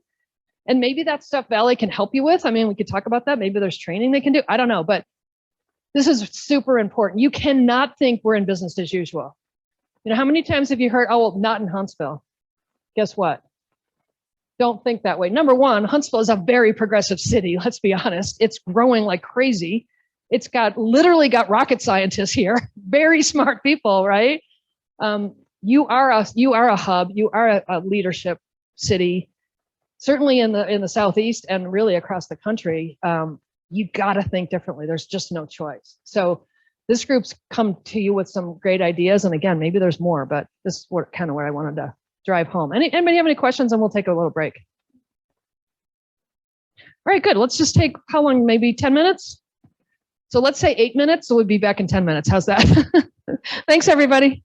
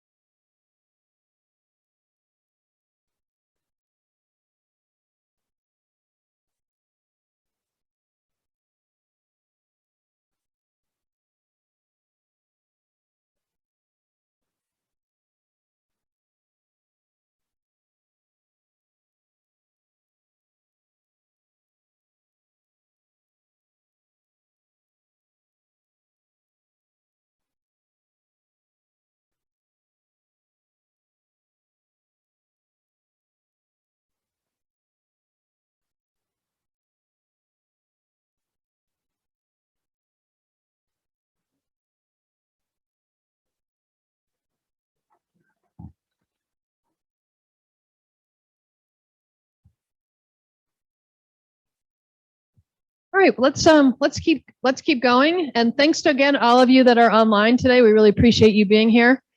Actually, Sean, question for you: can they text in question? Can they in the chat box ask questions if they want to?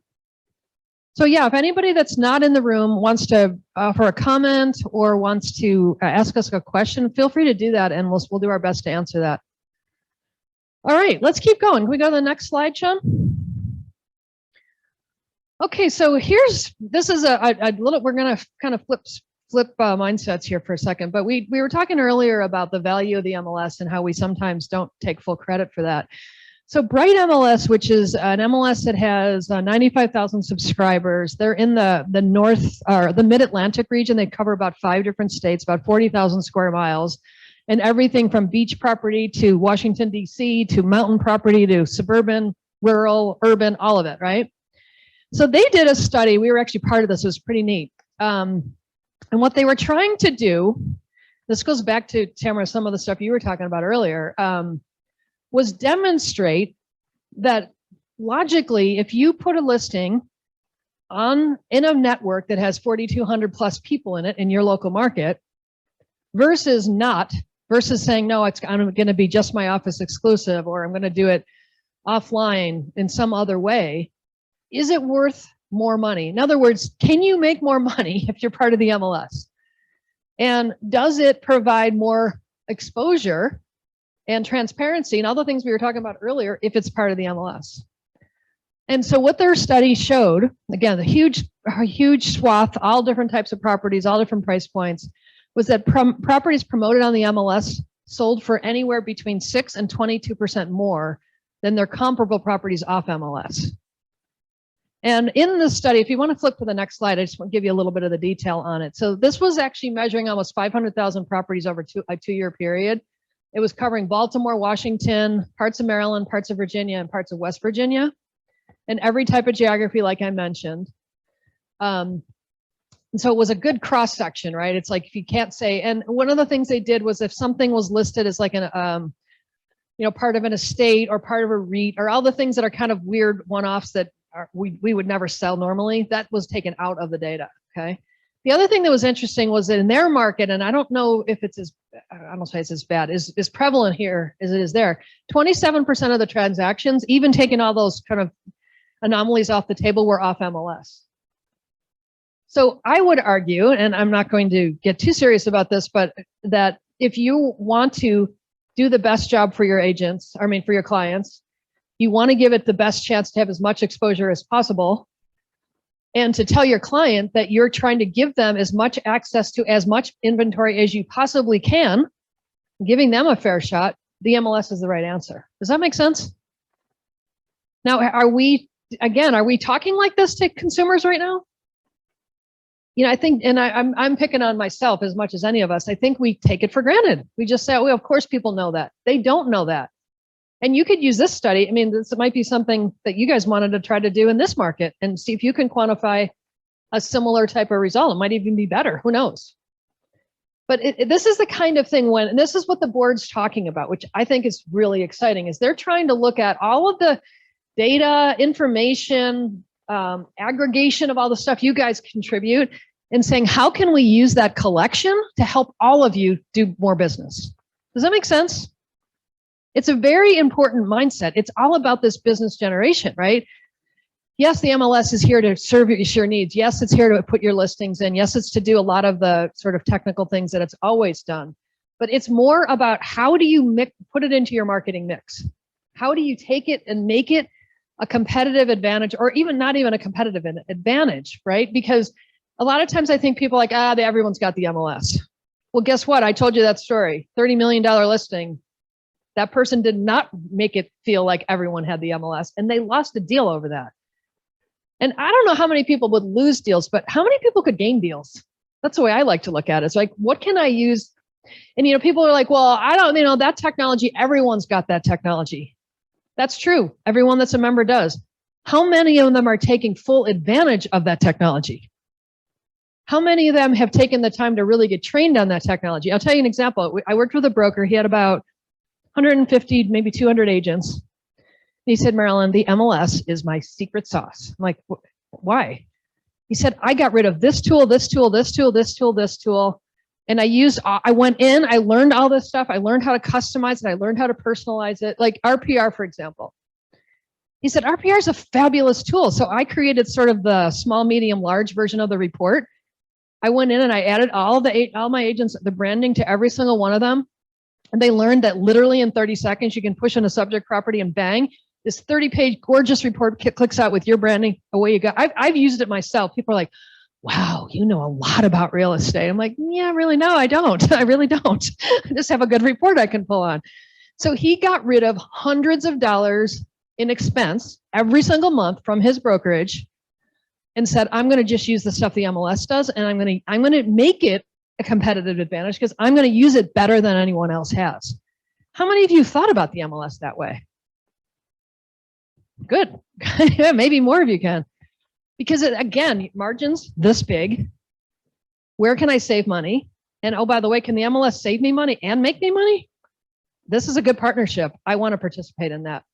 But again, it requires a different mindset. What we see, because we work a lot with brokerages and we work a lot with MLSs, both groups like to claim their technology is the best, right?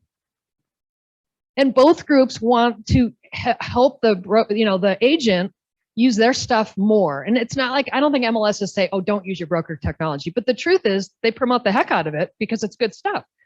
What if you said instead, I want to use all of it.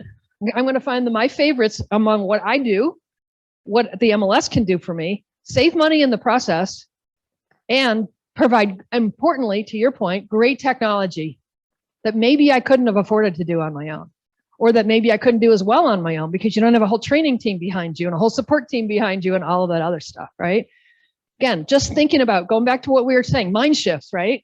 Why do we say it's one technology's over here and another one's over there when the truth is they're all good? Let's try to figure out a way to make it work. Okay, next subject. So here's a study that we did about a year ago. I wanted to just show you, and you probably can all relate to this. So next slide. So, what we have found, and a lot of brokerages don't even know that some of this could be fixed, right? So if you have listing data, let's just take that, for example, owner data, whatever it might be. If you have multiple systems, clearly everybody, not everybody, but many people put it in the MLS, right? Some of you might have client relationship management systems, accounting systems, marketing systems, back office reporting, business analytics. It goes on and on and on, right? So how inefficient is to have to take that same data and put it in again and again and again and again and again and again and again? It's just a waste of time. You have an admin staff that you have to hire just to do that stuff, or you have to do it at 10 o'clock at night after you've been working all day. Somebody does it, right? So how do we help with that? Can an MLS help with that? It absolutely can help with that. We're going to talk about that in a little while, but these are the kinds of challenges. And you buy one technology from this company and another technology from that company, another technology company, right? And what do they all tell you? Oh yeah, I can integrate with so-and-so and so-and-so. And then you actually try to do it. Not so good, lots of times. Now the industry's getting better, but it's still not seamless. Like, wouldn't it be great if you put the listing in once in the MLS and the data just flowed, and then you change the status and the data just flowed? Wouldn't that be so much better than the way we do it now? So this is the kind of stuff that progressive MLSs are thinking about, like Valley. Okay, next one. And here's a good example. So how interested are you in entering and updating property data once into the MLS and then having that information flow? Just exactly what I just said, right? So 53% of the people were either extremely or very. If you add in the somewhat, it's like 71% of the brokers that we talk to. Like, who wouldn't want that, right? It's kind of a no-brainer. Of course I'd want that if I can get that. So these are the kinds of things when the partnership is really strong and the communication is really strong between the MLS and the brokerage community. This is the kind of stuff we can fix. Now, again, is it the sexiest thing? No. But does it save you time and money and energy and the potential for something to get entered incorrectly because someone's entered it 6 times and at that point their eyes cross and they can't even think about it anymore? Absolutely. Okay, next one. Okay, this one is, what types of data do you want to share with your affiliate and partner businesses, right? So if you've got home warranty or title or insurance and things like that. So something as simple as homeowner contact information goes everywhere, right? What if we just fix that one field to start? Just as a way to prove that we can have data that'll flow through, right? statuses, selling price, location of the office where the listing was sold. And lots of times broker systems and MLS systems don't talk very well at the office level. They talk okay at the brokerage level, but not at the office level. And like we're working right now in one regional MLS, and I know you guys have multiple associations you're working with too. In some of the MLS systems, I don't know how Paragon works on this. Let's say that Marilyn Wilson Realty works in Association 1 and Association 4. I have to have 2 different office codes in those 2 different markets. So how do I roll that up as a broker to look at how my business is doing? I have to take those 2 separate things and I've got to say, okay, well, office 1, 2, 3, 4, 5 is actually the same as 6, 7, 8, 9, 10. Combine it. I mean, it's a pain in the butt. It's just dumb, right? So those are the kind of things. And this is where your input can be so helpful, is like, there can be just one little, and not that that's simple, but just as an example, right? If you said, why do we do it this way? It makes no sense. Those questions about why do we do it that way? It makes no sense. Feeding that into Valley, that's where innovation comes from. And again, that's not going to change your life, right? You're not going to make $10 million more because of it. But just think, if there's 1 of those, 2 of those, 3 of those, 4 of those, 5 of those, the relationship gets strengthened.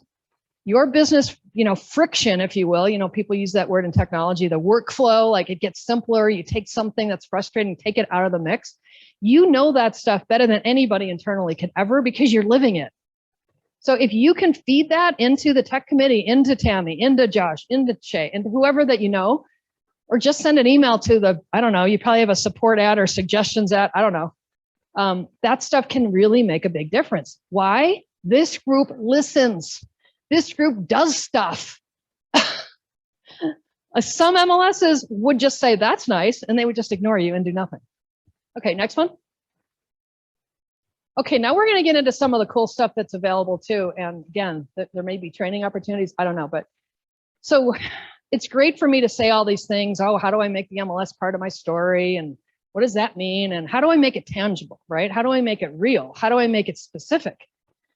So I'm going to show you some things kind of in the aggregate level that you can also do at the brokerage level. And I know many of you are, because there's thousands of these reports getting generated every week. But so go to the next one, Sean.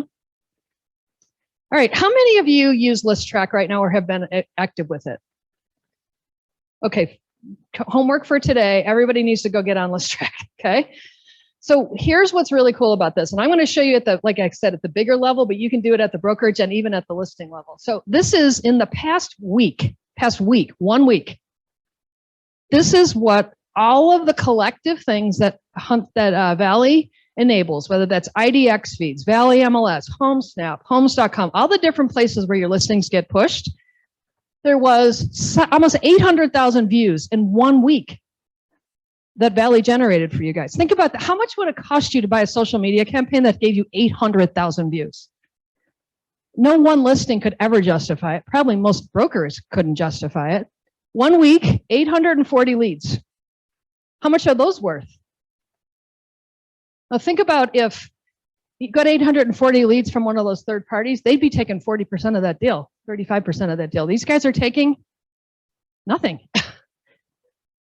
Yeah, and that's a bad week. Yeah, we're going to show you some bigger numbers. They're really excited. But I just wanted to give you an example of like, this is what happens.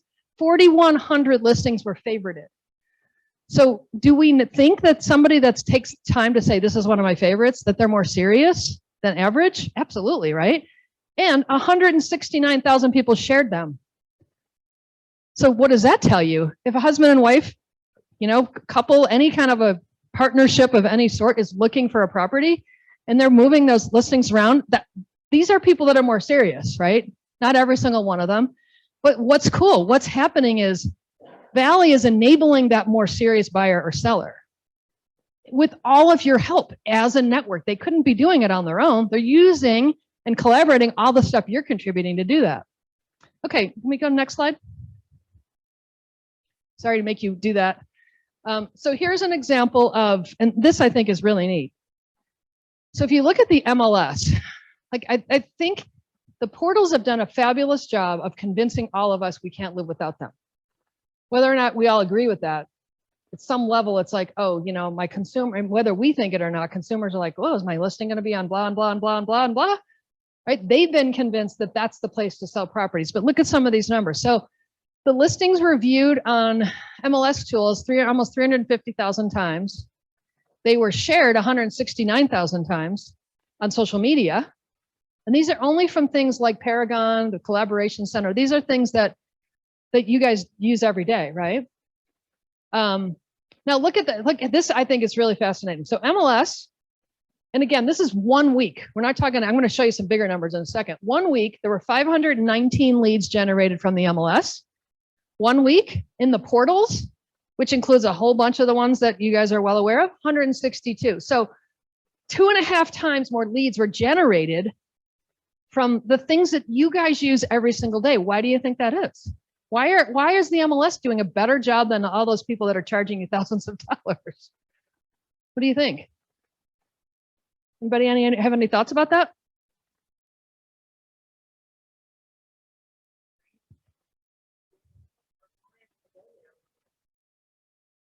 Exactly. So you guys are the ones creating that energy for each other. That's exactly right. So this network, we don't think of ourselves as a network. How many people get an email at least once a day from some group around the country saying, I've got the best marketing network for you ever? How many of those do you get? And it's only $300 a month or more. Some of them are thousands of dollars a month, right? And what is that? That's a collection of brokers or agents from across the country, probably 3% of which on a good day is from Huntsville, probably 10% of which know Huntsville, if that. And they're charging you hundreds of dollars and people are doing it all day long. Why? They've convinced them their marketing advantages. Well, I'm telling you right now, your MLS is your marketing advantage. And we're not even talking about it. And it costs you, I don't even know what the actual number is, but in the scheme of things, a lot less than $300 a month, right? So this is the kind of stuff that this is all available through ListTrack. Okay, next one. So this one I love. And we didn't even know it was this big until last night. So I did a query and I said, give me all the inquiries, which are basically leads, right? Somebody saying, I want more information about a property for the past year.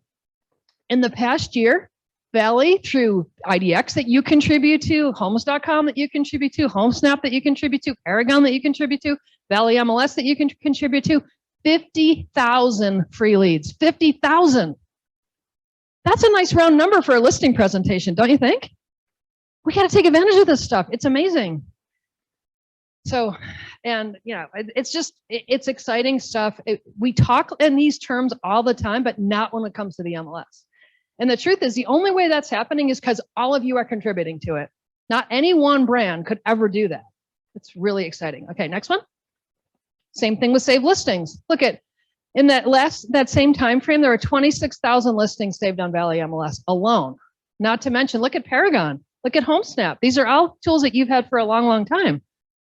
Each of these is creating the ability for people that are getting more serious about really looking at properties to engage with you. And as you know, many of these are branded, can be branded if they're not, to individual agents. All of them, actually, everyone on there can be branded to an individual agent. So do we think of, is this starting to make sense? Like we need to think about the MLS and the partnership a little differently? Wouldn't it be great if you could say, yeah, you know, all the tools I'm going to use, there were 200,000 saved listings last year. And by the way, you can do this at the listing level. So you can say, you know, I sold a property similar to the one that we're talking about, and that property had, you know, 150 saved listings, whatever the number is. Okay, next. So with ListTrack, again, for those that haven't seen it, there's levels of seller reports that you can provide. So at the individual agent level, or individual property level, I should say, you know, set up a listing, set up a home, you know, your home. And what'll happen is on an automatic basis and whatever cadence that the agent wants, it'll send that report to the client. So you don't have to call them and say, you know what I did to promote your property this week? That thing does it for you. And it costs nothing. We like nothing. Nothing's good. We don't have any margin in brokerages, right? And that you can also do this at your brokerage level. So you can look at all of your properties and look at what kind of listing activity that you've been able to generate. And you can also use it kind of for, at some level, like marketing focus. Like, well, you know, like let's say HomeSnap's doing really well. Well, maybe you want to go spend some money there. Or maybe you want to promote, make sure your agents know to use this thing, right? There's just tons of opportunities. But again, we're not thinking of the MLS as a marketing partner, and they're the best one out there. We just don't think of it that way. Okay, next one. Okay, so redefining the value of the MLS. Again, you're probably getting sick of this theme, but I think it's hopefully starting to come home, right? That this is a key marketing partnership that you have. And the MLS is committed, and I say the MLS, the community of leaders of the MLS is committed to helping you take credit for this, because as you were talking about earlier, like, how do I compete against these people that have $50 million they can raise in a month and a half? Like, I need to get smarter. And this is a tool sitting there that you already are paying for. Take advantage of it. Okay, next slide. So, and this is more language, and these guys are already working on this, which is great. And we're going to look at some stuff later. But I don't even know how many emails you get a day, right? But you get them from, I'm just going to tick through these. You know, our cost per lead is better. More leads are bringing you more. Everybody's promising you greatness, everyone. But they're expensive, right? And some of them work. I mean, it's not to say that these aren't great systems, but they're a heck of a lot more expensive than the MLS. And frankly, not as targeted, because many of them are national, right? They're not talking to local consumers. By the way, and unfortunately, we can't measure this anymore for a lot of reasons. We'll blame it on California again, right, Josh? For when we were measuring this about a year ago, Valley MLS was the second strongest site, strongest in Huntsville, right? And second across the country, across the state. So again, you probably take advantage. Oh yeah, we have that site, whatever. It's one of the strongest MLS websites in the country. Was it 7th in the nation? That is amazing for the size of this market. And for the amount of, again, think about that. These guys say, oh, I need something. I'm going to throw $50 million at it. You guys are going to throw $50 at it, right? Maybe 500, maybe 5,000 if life is really good. But you're getting this kind of marketing promotion thrown at you all the time. We have to flip the way we talk and think about the MLS and the way we talk about it. So their cost per lead is now 20% better. Cost per lead, you don't have any cost per lead. You're already paying for these leads, right? You get the MLS system, which is a core utility tool you must have. And oh, by the way, we'll throw in all these leads for free. That's a great story. We're not thinking about it. Okay, next one. Convert more real estate leads with no time required from your end. Well, I just showed you that list track thing. That's a pretty darn good way to convert them. There's a whole bunch of other things you can do with prospecting and Paragon, all kinds of stuff, right? But these are promises of greatness coming from everywhere else except the MLS, and yet the MLS is doing a better job. Okay, next one. Same thing, realtor, New Year leads, like everybody's like, come to us. No, we're the best shiny object. No, right? You get bombarded with this stuff. After a while, it probably becomes just big blur, right? And again, hundreds of dollars a month, thousands of dollars a month. There's some agents paying $10,000, $20,000, $30,000 a month to these guys. It's insane. What are you paying to the MLS? Less than $100, not even $50, right? A whole lot less. Okay, next one. Here's another one, Chime. I mean, I'm not picking on these particular companies. This is just what you get bombarded. This is nothing new. You just get bombarded with it all the time. So we got to break through that and go, wait, and stop. Especially for newer agents that don't know any better and they don't have the money, but they just do it because some salesperson convinced them. Don't do all that stuff. Lean in on something you're already paying for that is actually more productive. Okay, next one. Get more listings and buyers in your area. What? You're a national website. You probably don't even know where Huntsville is. You're probably based in Seattle or New York or LA, right? Huntsville? What the heck's a Huntsville? They don't even know. They don't know the local nuances. They don't know the local neighborhoods. They don't know 1/100th of what the 4,200 here know. And yet they're claiming to be better than all of you guys. It just makes me mad, to be honest with you, because you guys know a lot more than any of them do. Okay, next one. So when you think about the MLS system, again, when you think about your overall sales process, what are you trying to, how many times does an agent come in your room? It feels like rooms, right? We all live like in our bedrooms these days, and says to you, I don't have enough leads. What are you going to do to help me? Right? I can't convert them. I don't know what to do. I get them and then they go away. You get all those questions, right? Well, if you look at what the MLS delivers, it's all of those things. It helps with leads. It helps you keep people warmed up. It helps you get people on a listing presentation. It helps you service them during a transaction. It helps you stay in touch with them after a transaction. But again, do we think of the MLS as part of our sales funnel? Not necessarily, right? So that's a lot of what we've been talking about, and you'll see, is like, how do we recraft what the MLS offers you so you can easily translate that to your agents to show them? Okay, next one. So yeah, like think about here. So reframing all the MLS products, the training, the marketing. And by the way, this is something brokerages can do too. I've presented many times to brokerages, and what do people do? They provide their agents with this list of stuff. We give you 22 technologies. Now what? Because let's be honest, are any of us waking up in the morning going, oh, please, please, please, let me do training for 3 more new, and none of us want to do that. We don't have time. So we have to make it easier. So the same thing can apply. Is like, okay, if you get an agent, and this is great to teach managers too, because managers don't know this. Managers don't know MLS technology at all. Most of them, they haven't sold. If they're selling, they do, but if they're not selling, a lot of them don't know. So if an agent comes to you with this question, here's what you tell them. They come to you with this question, here's what you tell them. They come to you with this question, here's what you tell them. And it can include the technologies you offer as well as the technologies that the MLS offers. Because at the end of the day, they're just trying to get through whatever their challenge is at that moment or provide opportunity. So how do we all do that? It's really important to think about that. Okay, next one. Right, so this is kind of when I look at this overall, I just call it the recipe for success. I'm kind of on this cooking thing today. I don't know what that's about. But think about that. 4,200-ish more of the people that know this market best. They know individual neighborhoods.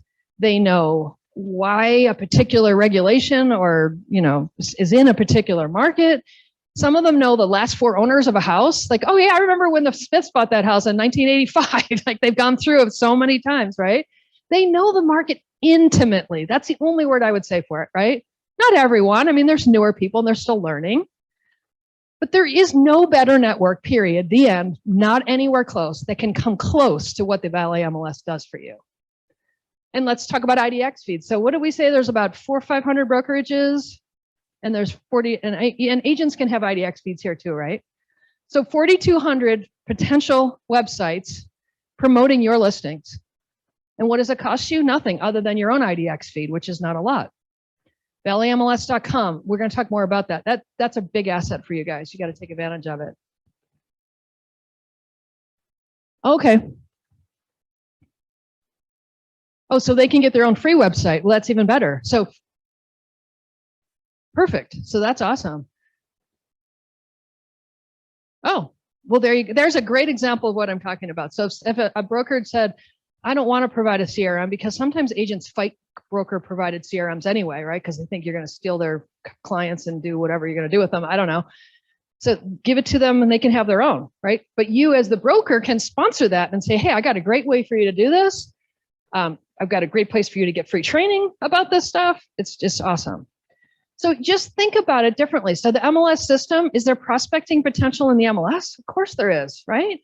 There's the CMA, public records, showing feedback, not to mention all the listing exposure and leads, training. I mean, it goes on and on and on, right? Think of this as your partner, not as a competitor. It's like, there's all kinds of cool stuff. What if an agent got really excited about a new way to promote their business because they took a free class at Valet? That's a good thing, right? It doesn't mean it's ever going to replace the training you're going to provide to them, but it certainly can be one of it. So again, think about it differently. If there's 4,200 of you working together, you're almost like, and this is a bad analogy probably, but you're almost like one really big brokerage that's helping each other with listings. But again, it's the people that are local that know more. What do I know? If I came in here and I was some tech company from Los Angeles or San Francisco, what do I know about your business? Nothing. I don't know Huntsville. I know it's a really cool city and there's great food here, but I don't know anything compared to what you guys do. So it's just a different way of looking at it. Think of it again as a partnership. Okay, next one. So lead gen, we've talked about this. We're going to get into more details, but you see, just if you do nothing else, go to ListTrack and think about what that can do for you and what it can do for your agents. Take that class. Learn about that. That in and of itself will pay for your time that you spent here today, because it's going to really help you look at the way the MLS helps you in different ways. Okay, next one. So the rental market's another one, and that's a big focus of the group as they move forward. There's 113 million people renting today across the country. It's, you know, it's a really big market, and sometimes agents kind of ignore it. It's like, oh, well, there's no money in it. Well, there might not be any money in it for the $400 commission you get on the rent. However, go to the next slide. You know, there's $12 billion in leasing revenues, and then go to the next one. You know, 14% of millennials believe they'll rent for life, but despite COVID, 62% of younger millennials and 68% of older millennials plan to buy within 5 years. So build that relationship when they're at the rental phase, get to be their trusted advisor. And guess what? 88% of renters said they would reuse or would refer their agent. And so this is a priority we're going to talk about in a little while, is how does Valley help you more with the rental space? And that would, again, be great for input from you guys, because they're still trying to figure out what that looks like best for, you know, to serve you best. Okay, next one. Okay, so I'm going to flip a little bit. So as part of the process I mentioned earlier, is I talked to several brokers to try to find out what they thought Valley was doing great and what they could do better. And there was like kind of 3 themes that emerged, all of which are being worked on, that I wanted to share with you. So again, your input was directly impacting what the focus is. So if you go to the next one. So this one was, and this is always an issue, right? Of listing audits are excessive. Like, are we being too heavy-handed? And there's never a right answer here, right? No matter what you do, somebody thinks you're doing too much, somebody thinks you're not doing enough. But the group has said, yes, let's look at not only the fines we're doing, but also how we're telling the story. Are we being proactive to try to help someone fix it before they actually get fined? So there's a whole focus on that. So that was the first issue. The second issue.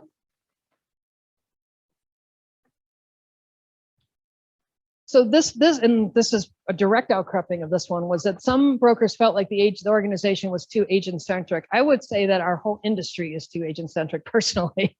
If you think about every group, what do? We all focus on the agent, not as much on the consumer, frankly, as I think we could.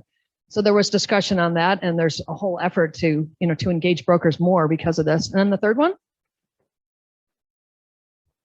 And this one was a big one.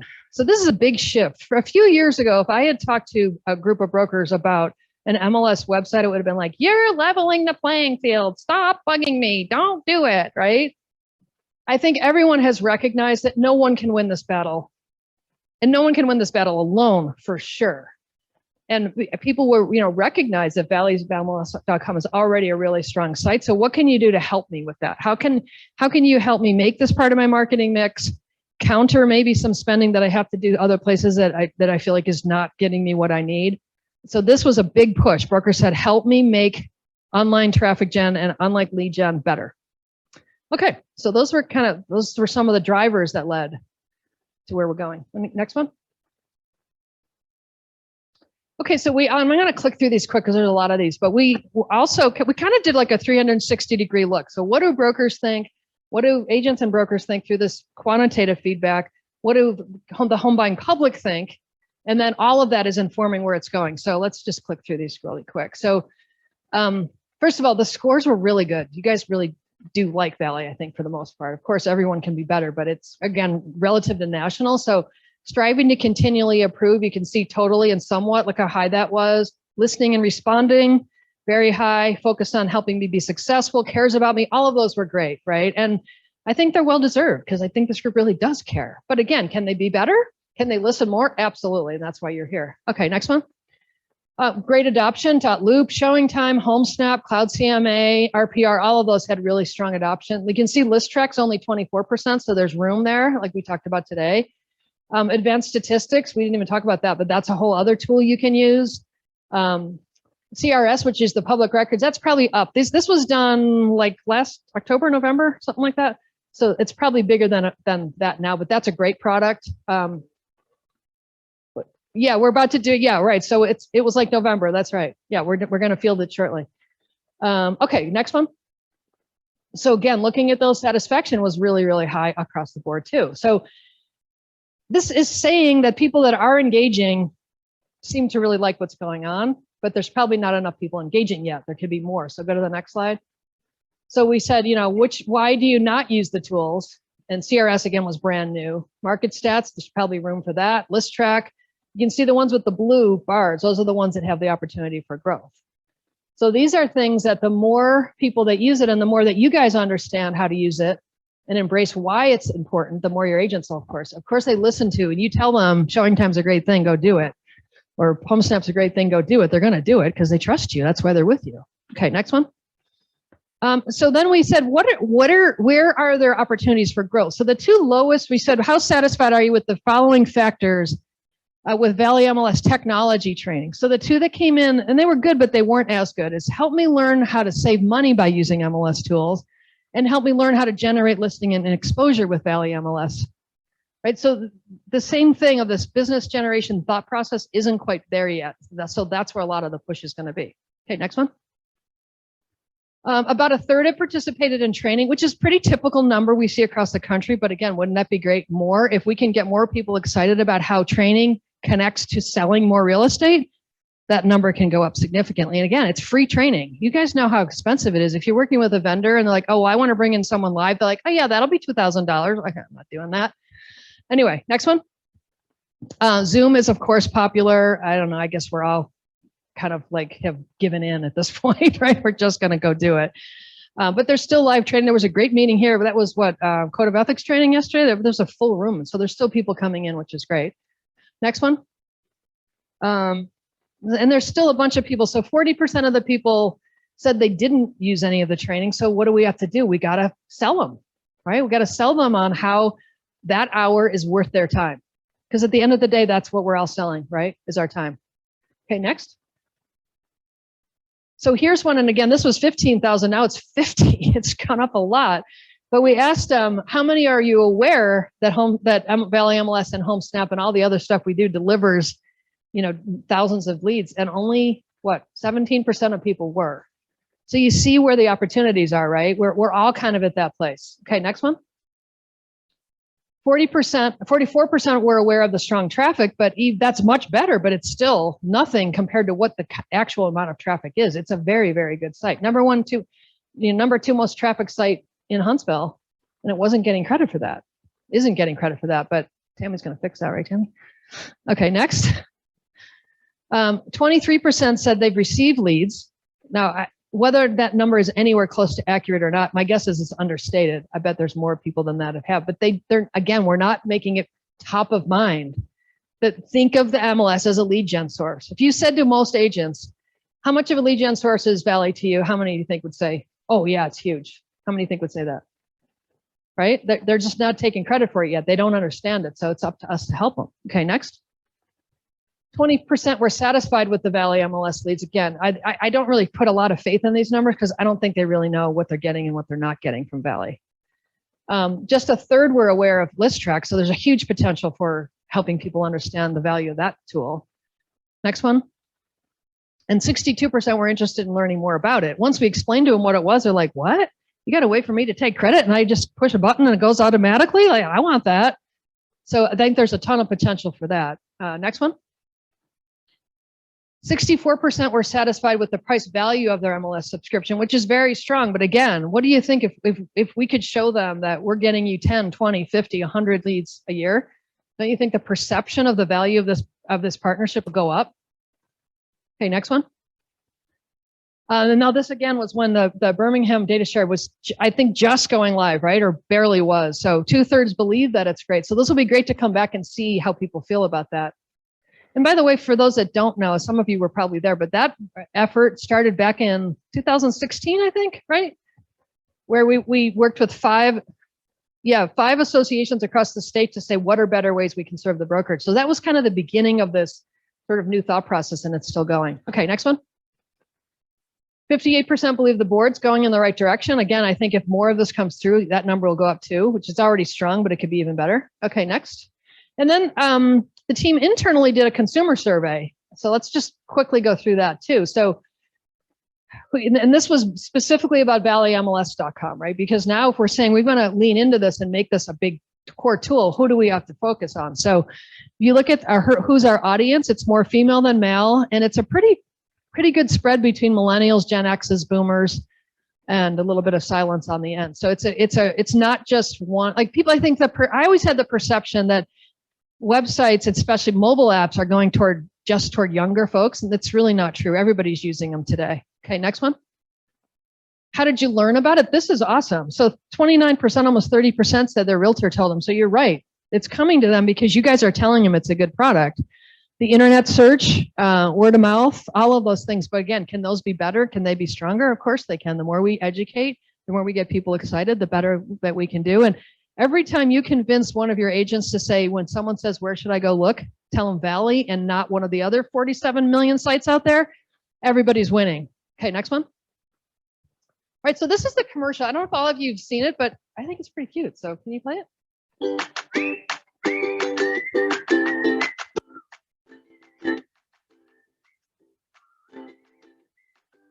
Don't waste time on outdated listings. When you search for a home on valleymls.com, your search is in the hands of a community of realtors, your dedicated neighbors, ready to guide you every step of the way. valleymls.com. Find a realtor. Find a home. Directly against all other people that are this is huge. There's very, very few, even Houston, which tends to be like so this is great. It's not inexpensive, but you're spending it at a level that seems to be I'm sorry. That seems to be effective, right? You're getting, in fact, there's some data we can look at in a second. Okay, next one. So these are billboards. They're going out, what did you guys tell me? They're in 8 different locations for 2 months in high traffic areas. So all of these things, while they're pointing to Valley MLS, what are they really pointing to? Your listings. That's the point. And more importantly, pointing them away from something else that they may have already been using. Okay, next one. So here's just some things. So digital advertising, we all know that's a big deal, right? So in the period of about 6 months or 7 months, there were 706,000 impressions delivered. And see that spend, $4,600? Not that that's not a lot of money. It would be a lot for probably any individual brokerage to spend, but it's not like they're breaking the bank. It's not like they're spending all your subscriber dollars on this. They're very, very smart. And YouTube especially, YouTube delivers a ton of impressions. So, you know, and Feather is really neat. Are you guys familiar with how retargeting works? The retargeting is like if you go to one site and you look at something, do you ever see how sometimes ads follow you around? So it's like you look at those shoes on Zappos and then you see them 10 more times. That's retargeting. And so that's also really helpful because it's taking that one brand impression and making it go again and again and again. So they're using a variety of different tools, TV, billboard, and digital to provide exposure for you guys. Okay, next one. So now back to the consumer survey, what purpose, brought you to or back to Valley? You can see that a lot of them are buyers, there are sellers, and there's people that are just browsing. So, the looky-loos were like, who cares about them? The truth is they could become a buyer next month. Some of them probably want to be buyers and just can't find what they're looking for, right? So it's keeping people engaged with you guys until they are ready to find or can find the kind of property they're looking for. Okay, next one. Or ready to sell soon too. They're watching the pricing. I mean, I don't know if you guys saw, but CoreLogic just published a thing, and this is on average national. August to August, pricing went up 18.1%. So if I'm a seller, I'm looking at those numbers, right? And this I thought was great. Almost a quarter of the people that went to the website were asking for more information about listings specifically. Now we're gonna show you they're adding even more content, which is cool, but that's pretty neat. Okay, next one. How important, and this is really interesting, how many important is it that you are able to connect directly to the realtor who listed the property? 82% think that's important. So go back to that thing we were talking about earlier, the attribution, that might be something you want to look at. Okay, next. And this is good. So 4 out of 5 rating overall on the response time. Real estate historically has gotten gigged for that people put their listings out and no one ever calls them back. So that's a really good number. And this one I love. Favorite search site, 68% said Valley. Whoop, whoop, whoop. That's great. Okay, next one. A bunch of people want property images. So we were talking about this earlier about how images are so important. That clearly came through in the research. Next one. And this is interesting too. So if you're doing a search, what do you want included? For sale, clearly. Coming soon was very strong, and even pending and contingents were really strong. People, I think, know that deals can fall out and they want them all. So that's interesting. Okay, next one. Awesome. Is that based on that research?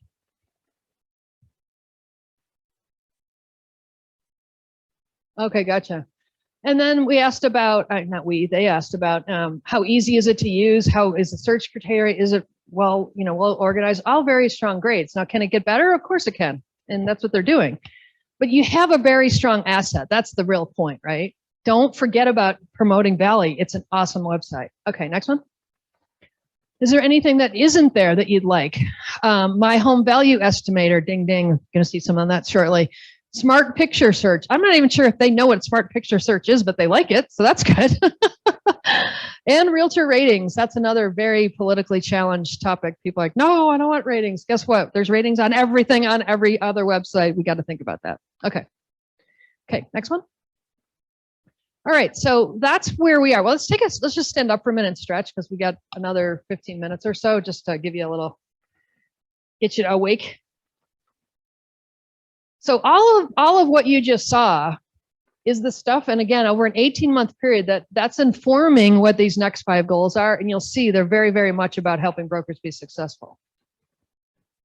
Okay, I'll just keep going while you're standing if you want, because we're running out of time. So the first one is probably not surprising to you, promote Valley MLS as a business generation partner. Okay, so there's a bunch of things on that. The website, we're going to look at some specific things on that in a second. The website is a sort of a center point of that because that's what you guys asked for during the research. Next slide. Okay, so you remember I was talking about AI and all that cool stuff you can do? Guess what? You're getting it. I'm so excited. So, and timing on this is all in the works right now. Tammy has been a dog with a bone on this stuff, trying to get this stuff done. So there will be the ability to search by room type. So and it's not even that like I necessarily want a gray or white kitchen. I just want to look at the kitchens because that's my biggest interest level, right? And kitchen is probably the biggest example of that, right? So if someone says, I just want to search and I want the first image to come up to be kitchens because if I don't like the kitchen, I'm going to skip the rest of the house. It's going to be able to do that. I think that's going to be really valuable for consumers. Next one. And this one you'll be able to search by room feature. So this particular example is fireplaces. I don't know how big that is here because it gets kind of warm. It's cooler in the winter, I guess. But in any case, if someone, again, has a hot topic, I really, really want a fireplace. And if that house doesn't have a fireplace, I want to skip it. You know, as you know, everybody's got their own individual preferences about what makes or breaks their dream home. So you're going to be able to do that.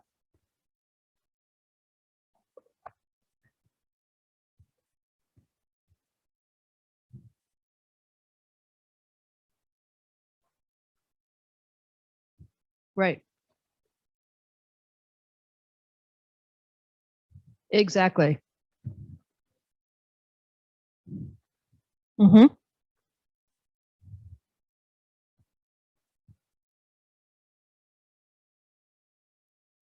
Right.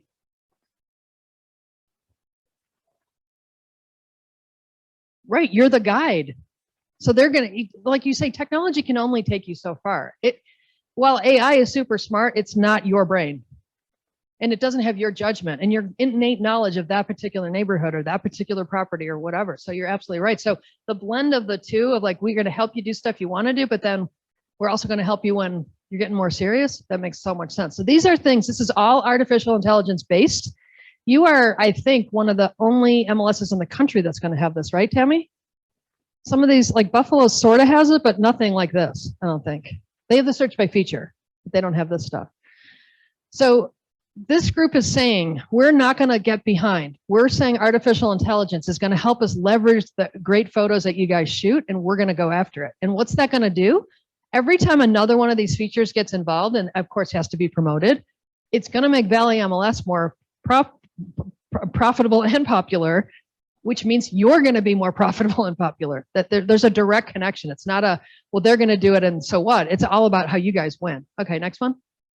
So local logic, we're not going to go through that, but that again, if people are looking, once they get serious about a particular property or neighborhood, they want to know more about it, right? So there's going to be all kinds of depth of information about what goes on in that particular area. And that's all coming from a company called Local Logic. Again, not many MLS is doing this, I don't think. In fact,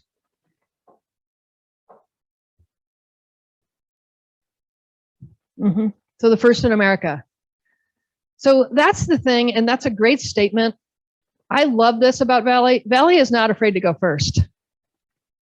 Because what are we seeing? All these other people are going first and they're kicking our butts. Like, no, we can't wait to go second. Let's just wait and see what happens. No. That's not working anymore. These guys understand that and they're moving forward quickly. Okay, next one.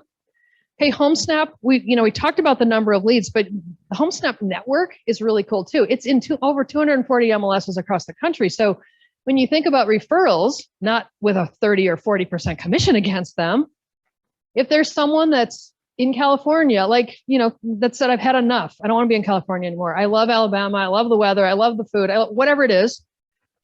Those agents out there could refer to you through this network. And there's 8 million free leads that were delivered on that property. You did 50,000 locally, 8 million. So again, take advantage of this stuff. You can look at it on the local level, but also look at it on the national level. Okay, next one.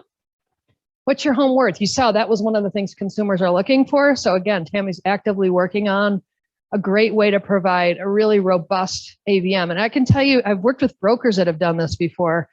When you put one of those on there, especially if you put more than one on there and the numbers are all different, what does it tell you to do? Well, you got to call the person that actually knows the property because they're going to tell you what it's really worth. All these algorithms are cool, but they don't know Huntsville. They don't know that particular neighborhood. They don't know that particular property.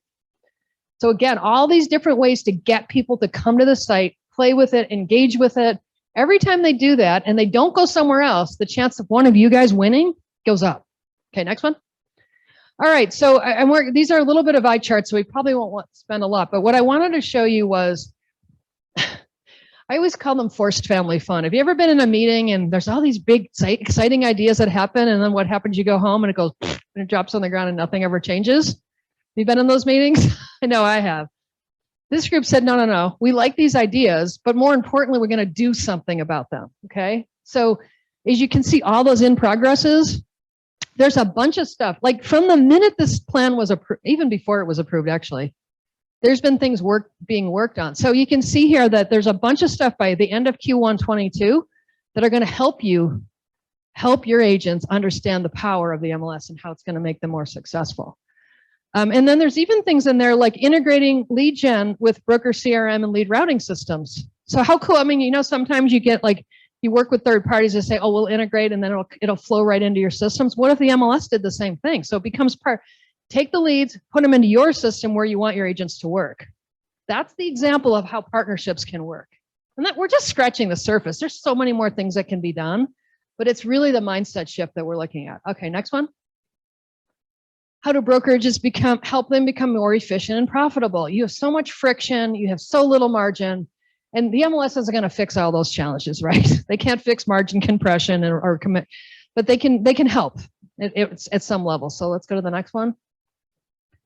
So a lot of it is about this connectivity, right? If we can make it easier, if MLSs can help it make it easier for you to get data, leverage data, populate other things with data.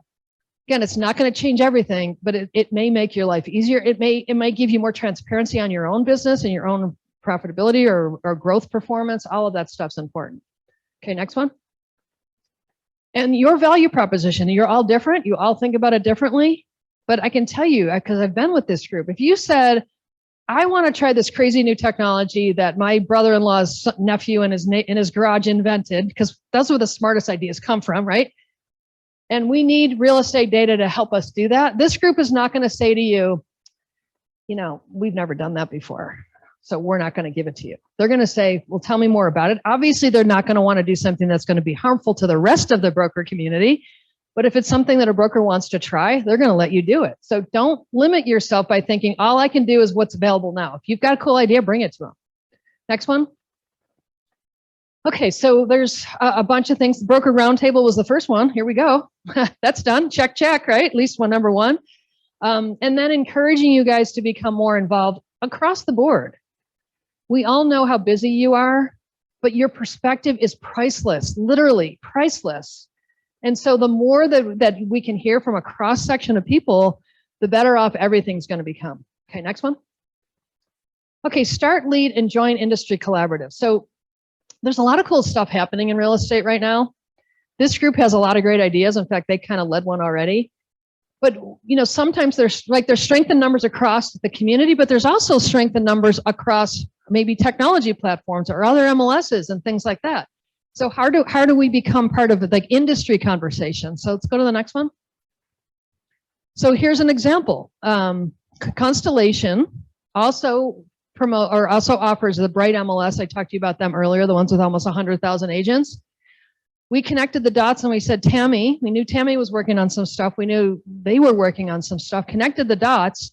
And guess what? When you now have 104,000 people that are being served instead of 4,200, do you think you get more attention from the vendor? Absolutely. Ding, ding, right? Not to mention the 35 emails a day they get from Tammy. So things like that, it's like, well, we don't have to, they're not a competitive market to us. They're the mid-Atlantic. We're down in Alabama. Like, does it make sense for us to work together with other people where we can either save time, money, energy, leverage their development resources, et cetera, et cetera. Okay, next one.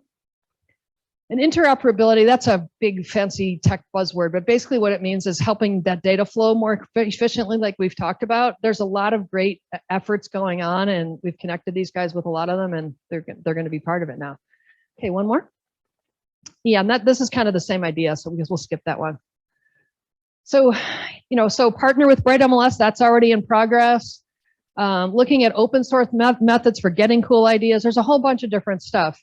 But the idea is yes, Valley's very strong, but it can be even stronger when it works with other progressive MLSs around the country. So let's make ourselves be part of that. And I'm going to brag about Josh for 1 second while we're on this, and about RESO. And we don't want to get into all the details because frankly, it's too much tech talk for most of us. But the web API, which is the coolest, best, fastest, most efficient, most cost-effective way to transmit data across. That's Rhonda. Okay, Rhonda, you get all of you. It's not any one of them. They're all great. They are the first in the country, first or second. You and Utah are the same, right? First or second in the country to do this. So we've got, CRMLS in California. They've got 100 developers. We've got Bright that's got 40 developers. It's just people all over the country that frankly have a lot more depth as it relates to technology. And they were not the leaders. These guys were. So take advantage of that. Again, bring them ideas. They will do it. They will try their hardest. They might not be able to do everything, but they'll definitely help you. Okay, next one. Expand customer opportunities. So there's kind of 3 areas that the group is looking at here. If you go to the next one, Sean. The first one is rentals, like I mentioned earlier. It's like we know that's a big business. It can be a bigger business. It's been like property managers and things kind of have never been part of the core ecosystem of an MLS. How do we get them more involved? How do we get more inventory for you? How do we get more listing promotion, et cetera, et cetera? So that's one example. Next one. Well, we'll skip these because we're almost out of time. Just keep going to the appraisers.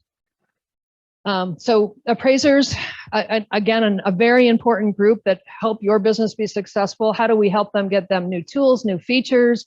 How do we integrate their thought process into what rules and regs look like, what data is required, et cetera, et cetera? And is there an even potential opportunity to provide a specific subscription? Because we know many of the things that you need, they don't need.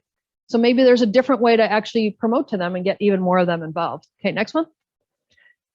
Yeah, so this is another idea. So not every agent, not every brokerage is created equal. Is there a way, again, to customize? So let's flip to a couple of them. We'll just give an example of what Houston's doing. One more, I think 2 more. So what they're doing is they have a sort of a, there's the basic, like think about like the cable industry, right? So there's basic cable and there's a sports package and the family package and that kind of thing. Could we talk about stuff like that too? So we could have different subscription packages based on what your business already offers, and do it at a way that's more affordable than any one individual brokerage might be or agent might be able to afford. So these are just examples. I think what's going to happen is these guys get into these. Some of these may morph and change. And again, your input would be welcome. But the idea is that we want to make the MLS work at a more individual level for each person, get them what really matters to them, right? So I can give them 42 technologies, but if they only need 3, what's the point? They don't need them all. Okay. So there's a whole bunch of stuff going on with this. This is a little bit later. This is probably more 2023 because it's going to take more work and more input from you, but it's also underway. Okay.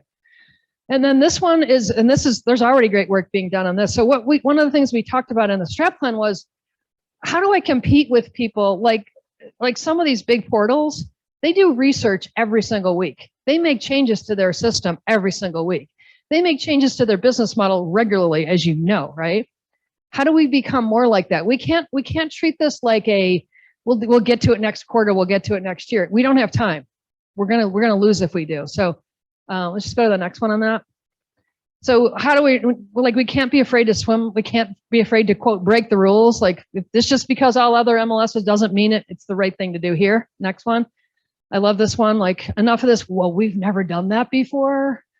That attitude is going to kill MLSs and brokerages, by the way, and agents, everybody. You can't have that attitude anymore. And let's just try stuff, right? Like we don't have to like bet the farm on anything. Let's try little small projects and let's do a bunch of them. We'll see which ones work. Next one. This was one that came up a lot too. There was kind of a cumbersome decision-making process, and people that were on one board had to serve on the other board. And so it's hard enough to get people to serve on one board, never mind two. So this was done a couple months ago, right? So they've split the boards or split them into two. Now you can serve on one versus the other. And what's great about that is, again, the person on one board doesn't have to do that, but it's attracted all kinds of new blood, new energy, new people that want to be part. So it's great. Again, this was started in, when was it approved? June, July? Approved in August, done by the end of September. That is very, very fast. So think about in any of our businesses, any kind of a significant shift in the way you manage or lead your business, to have it done in 4 weeks, 6 weeks is incredible. So it's a really good example of this. People are not just saying these words, they're doing stuff, which is great. Next one. And this is another one too. Like sometimes they're just going to try stuff.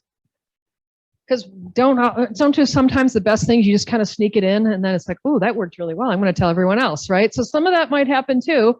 So you might have to give them a little grace here and there because they're going to try stuff. Because if you're going to compete against these big players, you can't wait. You can't have 14 committees, bless it, and then go to the board. And that, there's not time. Okay, next one.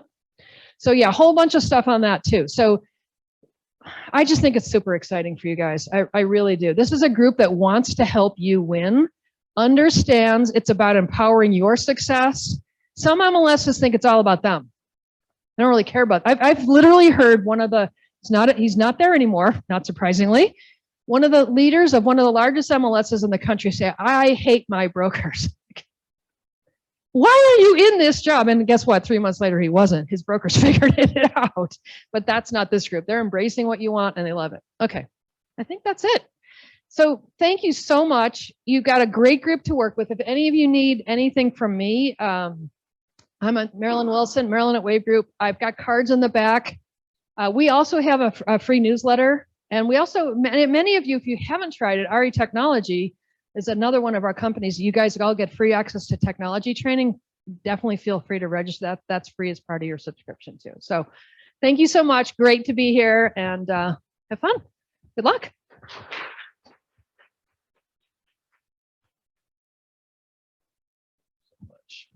Thank you, Marilyn. Marilyn and her team have been an amazing asset to our board of directors. Many of you are in the room and know that already. So I just want to thank you for all that you do for us and for our team for that. I'm going to invite Mike Sandoval up for a second before we break for lunch. Mike's our professional development manager and has a couple of training classes he wants to make sure you and your agents are aware of. Also, we didn't give her a shout out, but Daniela Paralon sitting in the back. Daniela runs our marketing for Valley and is responsible for those 700,000 impressions in that pre-roll campaign, billboard, and that kind of thing, and does a fantastic job. So thank her as well. Mike. Then when Mike. All right. In that case, I'll be very brief. I did want to tell y'all of a wonderful opportunity we've got October the 27th. We have a speaker, an attorney from Arizona, and her first name's Trista and her last name. Come to the class and you'll find out. But she's offering 2 classes, one of them being a Code of Ethics class. Abby is working feverishly trying to send an email out to the 212 offices that have an agent that has not taken it. But in the meantime, our number is really good. We have a wonderful speaker for Code of Ethics from 1 to 4 on October the 27th. But also, I wanted to encourage you, the brokers, to attend the morning class that she's giving. And it's titled "Put an Attorney Out of Business." What she does is she goes over RESPA, antitrust, fair housing, and how you can create a risk management plan. Your licensees have heard it, but they may not know about it. So I'm going to encourage you to attend that. Again, Code of Ethics is going to be in the afternoon. If you've had Code of Ethics, great. You're still invited. Still costs the same. So please make plans to do that. Also, next Thursday and Friday, if you haven't encouraged your agents to sign up for the RENE, the Real Estate Negotiating Expert Certification, that's here at the association Thursday and Friday, 9 to 4. Monica Neubauer is presenting the class. You can't get a better rate on the class. The class is going to be $49 to get a certification, 12 hours of CE. I think it's 85%, but it's at least a $200 discount offered to you. So please take advantage of it. We are at 59. I'd like to see that number creep up. With that, Josh, lunch is outside. Thank y'all for the time. Yes, I'll be right there. Thank you.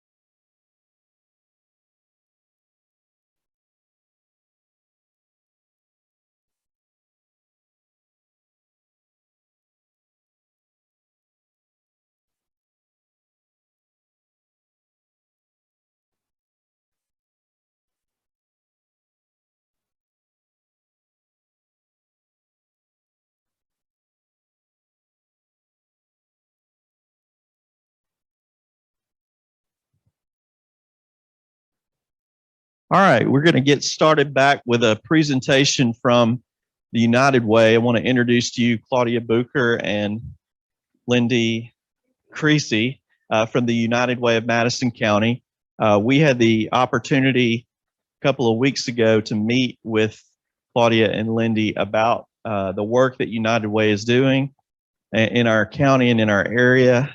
Also, if you participated in the Realtors in Action Service Week a couple of weeks ago, United Way helped us to organize that. We had over 400 volunteer hours from agents given over that 3-day span. So thank you to you and your agents who participated in that. But Claudia's going to tell you about how your brokerage can be involved with the United Way effort and their agencies. Claudia? Thank you so much, Josh. I really appreciate it. I was going to like jump up there and thought, maybe I shouldn't do that. We really appreciate this time to educate what's going on in United Way. I want to thank Josh and Sean and Keisha and Daniela, who's not here. We had a great meeting with the board last week just to fill them in on what's going on. Does anybody remember me from like 20 years ago? You haven't been around for 20 years like I have. You remember me. How are you? It's good to see you. So I'm going to get started. I'm going to move pretty fast. There's a hard stop at 12:30. Everybody can say stop. And I'm going to try not to overtalk, but the information that's in your area, I'll be going over. The reason why we're here is because you guys are jamming. You guys are it, what's going on in Huntsville, Madison County. It's been a challenge this year. It's been a challenge last year for the entire world, but especially for nonprofits. If we don't have financial support, volunteerism, it's bad. You're not going to be you're not going to be selling houses. I'm going to just flat out tell you that. If there's more homelessness and stuff that happens when there's no social service needs.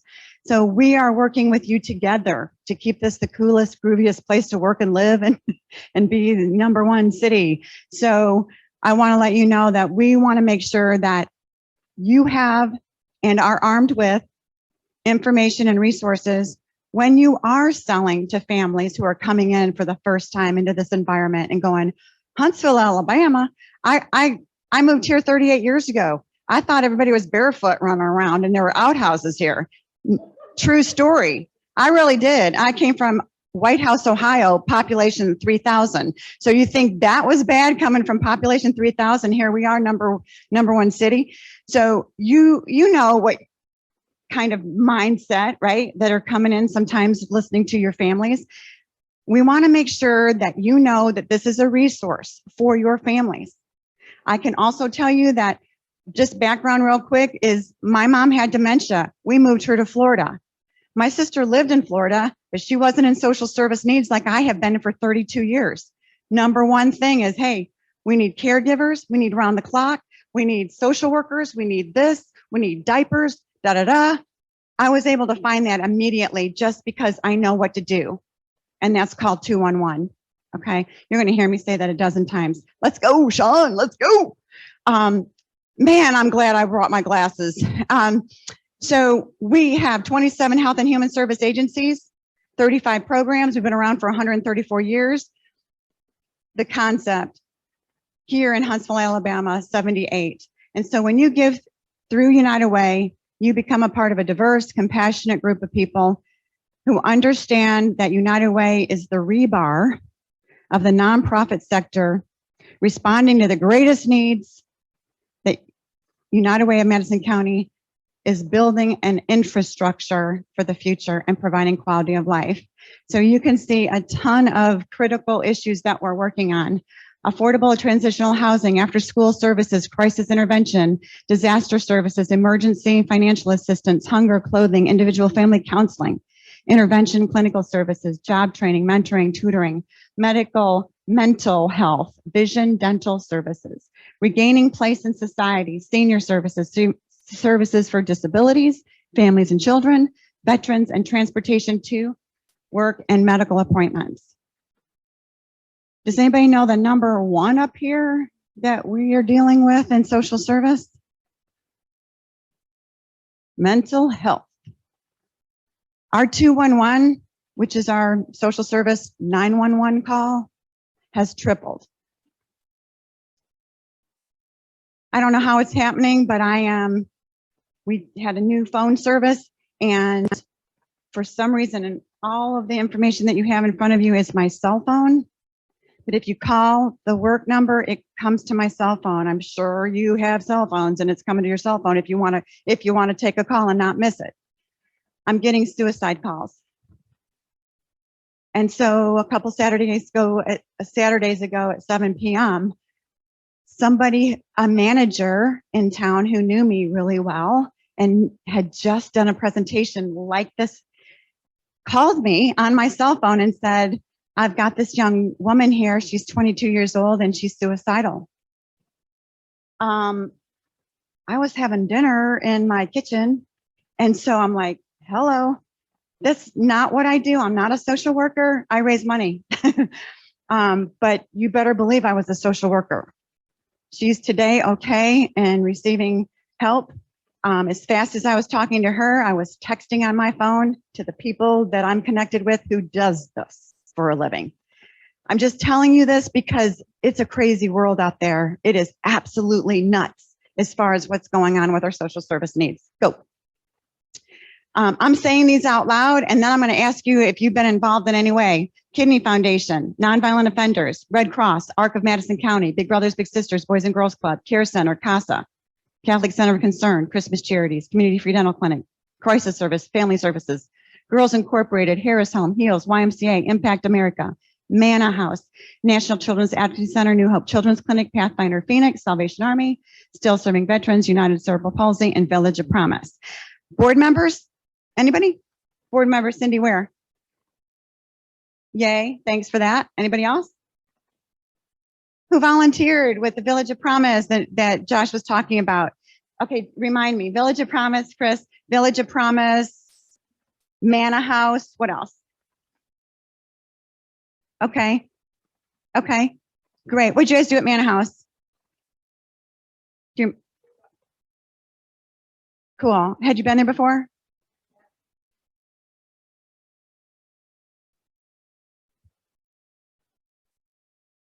Okay. So what was your takeaway from Manna House? No, did you say Manna House? Oh, okay. What about Christmas Charities? What was your takeaway from that?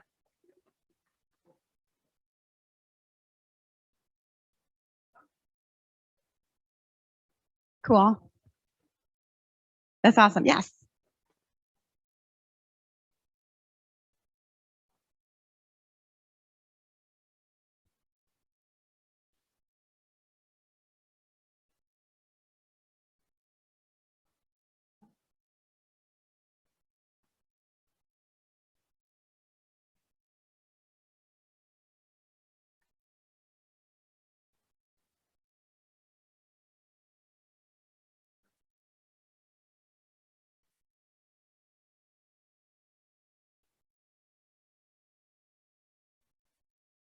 Yeah, it's absolutely amazing what happens. And I just want to say one more thing about Christmas Charities is that if you're cleaning out anything and clothes or towels or sheets, and they're like, they're not, I don't know, I would feel embarrassed to actually donate these because it's soiled or it's torn.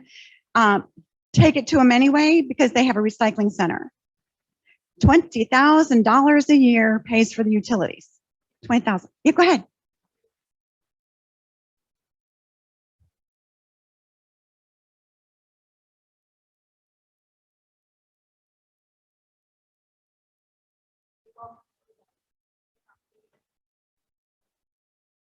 Yep.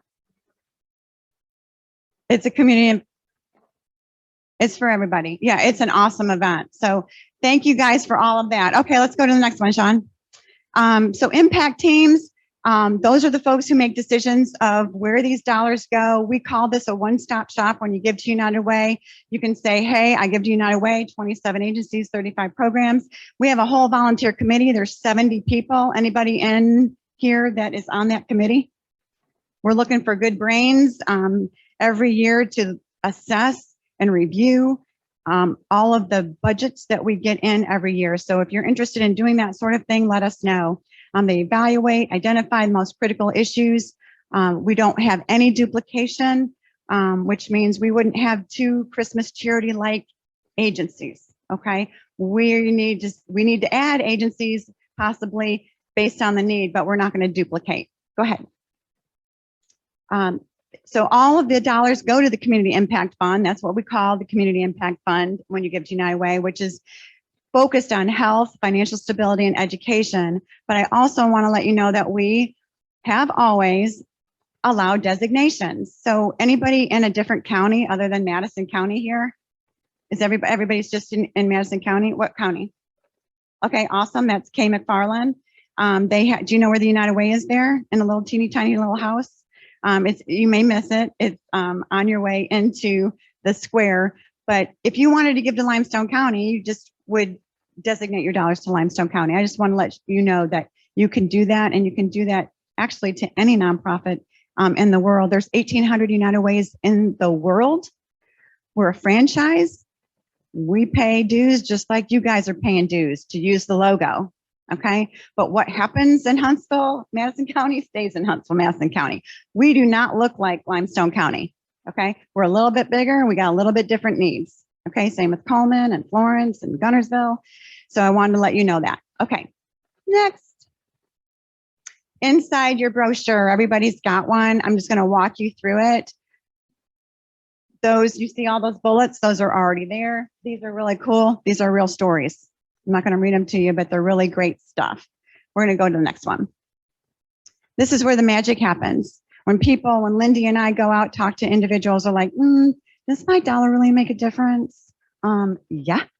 So let's talk about that. Let's go to the next one.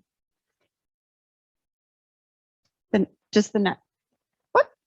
Did we skip one? Oh, go back. I hope I didn't. There it is, Manna House. You had it. It was my bad.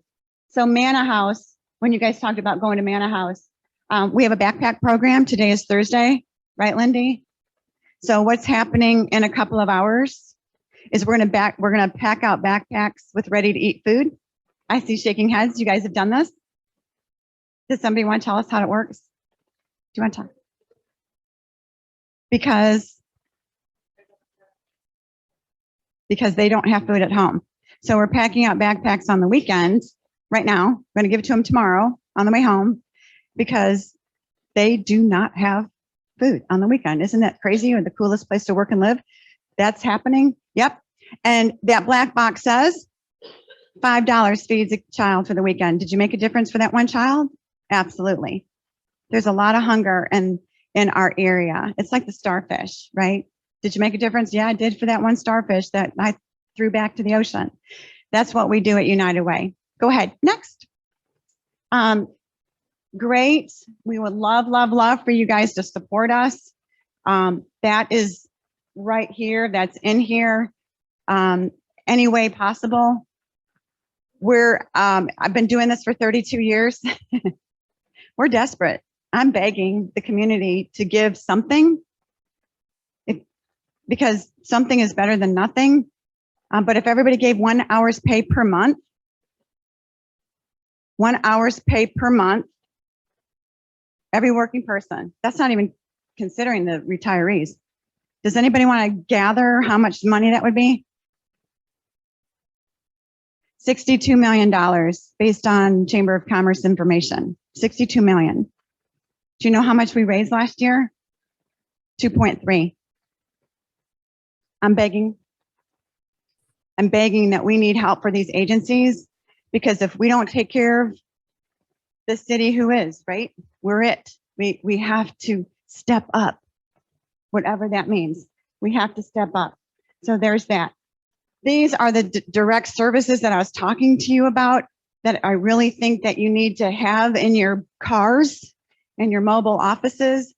When somebody says, man, I can't afford the prescription that I was given, okay, that's single care. So if anybody has a device out and about, which I see a couple of them, you can do singlecare.com. If you or a loved one has a prescription that you know the name of and 30, 60, 90 day, and if it's 7.5 milligram or 15, put that in. Can you take generic? That's important because it's so much cheaper. And it will give you an entire list in this area, who's holding that prescription and how much it is. I had hip surgery 7 years ago. I need a hip replacement, but in the meantime, I'm on this wonderful anti-inflammatory called Mobic, and I'm on it twice a day, 7.5 milligrams. So I'm spending a lot of money on that. So I want to know, and then we've got Blue Cross Blue Shield, and we're doing, I love Blue Cross Blue Shield, but I want to make sure that I was getting it the cheapest cost. So that's what I want you to do is it's just a cost check. Okay. You don't need a card when you go to your pharmacy. And obviously if you're on autofill, you can't do that. You're going to have a new prescription written. Okay. So check that out. And I don't know if you've got it open, but it says that over $2 million was saved by local residents since 2007. That we updated just like after this printed is at 2.5 million. We're at 2.5 million savings. How do we know that? Because we have a ticker on our computer and it's by zip code order. So we love that. So 211, we've talked about that. That's the number. Ride United, another issue about transportation to and from one side of the county to the next. Tough stuff. So now we're partnering with Lyft, L-Y-F-T.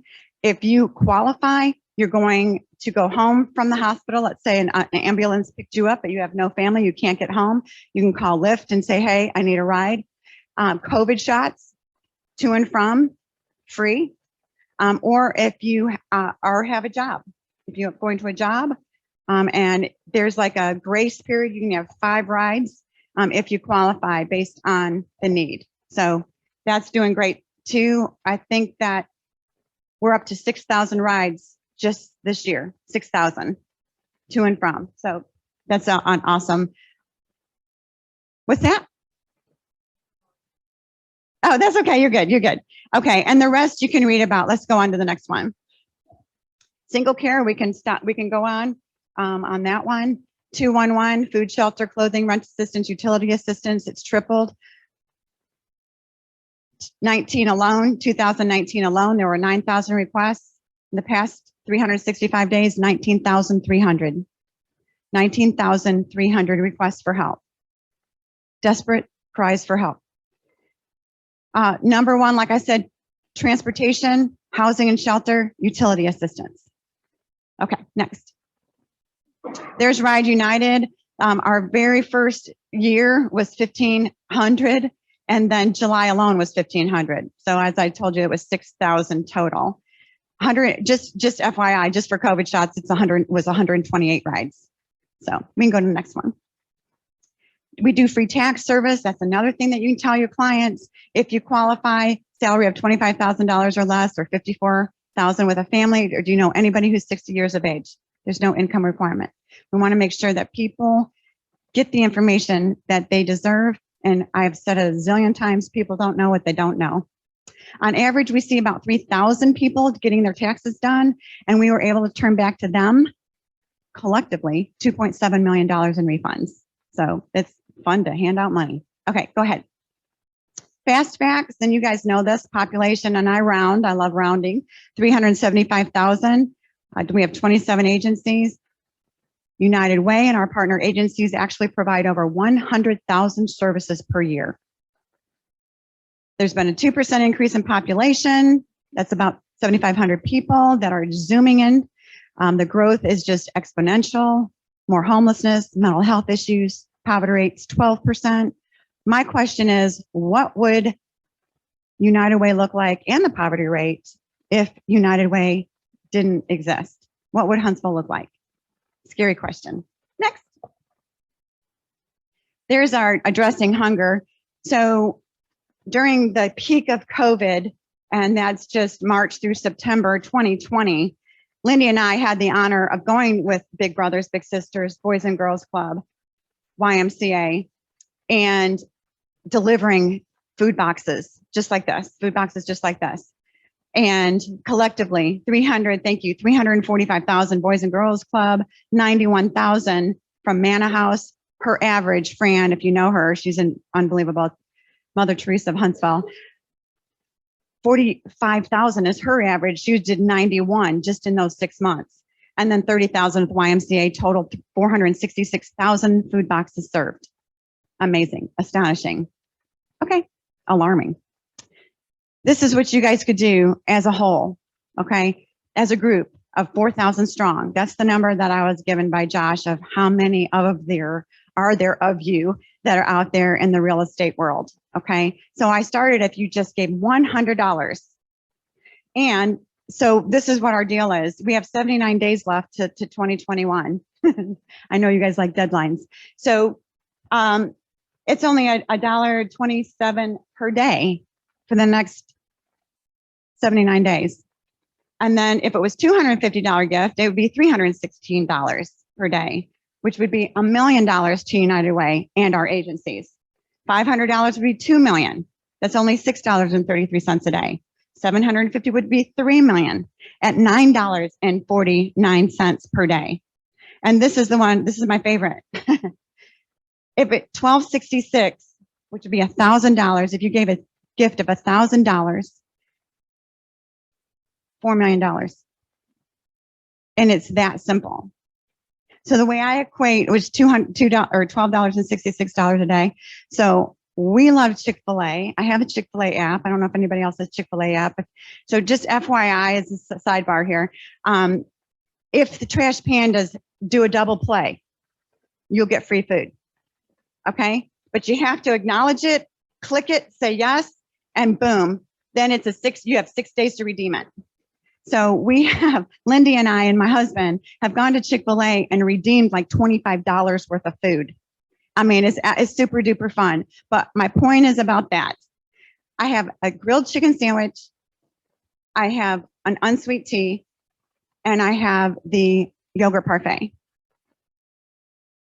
About $13. It's $12, $13. The way we look at it is go, hey, let's not do the Chick-fil-A today, and put this in a little pot over here, the kitty of our donation for United Way. What we spend every day is like water a lot, but I want you to really think about when that happens, where that donation could go, and how such an incredible transformation impact that you as a group could do. Next. We have these cool little vendor discount cards. I know I have 2 minutes left. They're worth $200 if you just use it once, but you can use it unlimited until December 2022. Tropical Smoothie Cafe, Domino's Pizza, Champy's, and Madison Express Oil Change, Metro Diner, both locations. Fresco Grill, that's at Stovehouse, Cold Stone Creamery, and Robert Trent Jones. So when you guys help us out and give a donation, we'd like to invite you to invite your folks that you work with to give the same.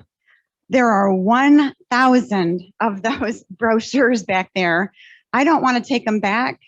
I want you to take them, okay?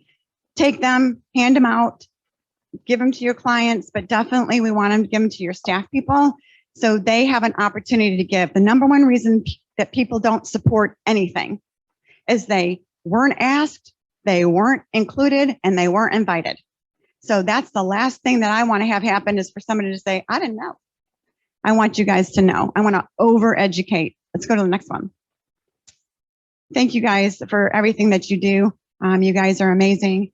I appreciate that. Together we create hope is our tagline. What's the next one? Do I have another one? I think I have a last one.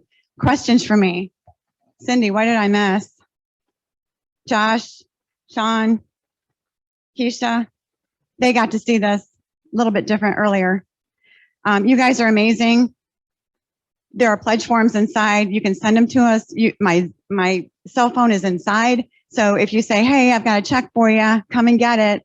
We will come and find you. I know how busy you are. I will meet you at Chick-fil-A. But you guys really can make a difference. You can change the world for United Way. I'm not exaggerating. Doing 2.3, you guys could do 4 alone together, 6 million. Man, this. Yay. Yay. Thank you Shannon. so much. You're awesome. One of the things we talked about when we met, which we tried to meet forever, and then COVID shut us down and all that kind of stuff. But, all of you taking it back as you're the you and your agents are the first people that most people meet when they move to the area or when they're making their biggest purchase. And so telling them about all the services that United Way has available to them and how they can be a part of it is just so valuable. So Claudia and Lindy, thank y'all so much for being a part of this. And all the brochures are back there, right? We're leaving them, guys. We're leaving them. Yeah, there's some cool posters too. So we got those. Yeah, please take advantage of that. Thank y'all so much. Let's give a round of applause to everything that United Way does. Thank you. Thank you. Go take this back. Yeah, that's fine. All right. Next, I'm pleased to introduce a special guest who's joining us virtually from the National Association of Realtors. I think Sean's going to be bringing her up. Alexia Smokler is NAR's Senior Policy Representative for Fair Housing. Alexia represents NAR on fair housing related federal regulatory and legislative matters and provides subject matter expertise to NAR's training, research, and publications. Before joining NAR, Alexia worked in fair housing enforcement at the HUD Office of Fair Housing and Equal Opportunity.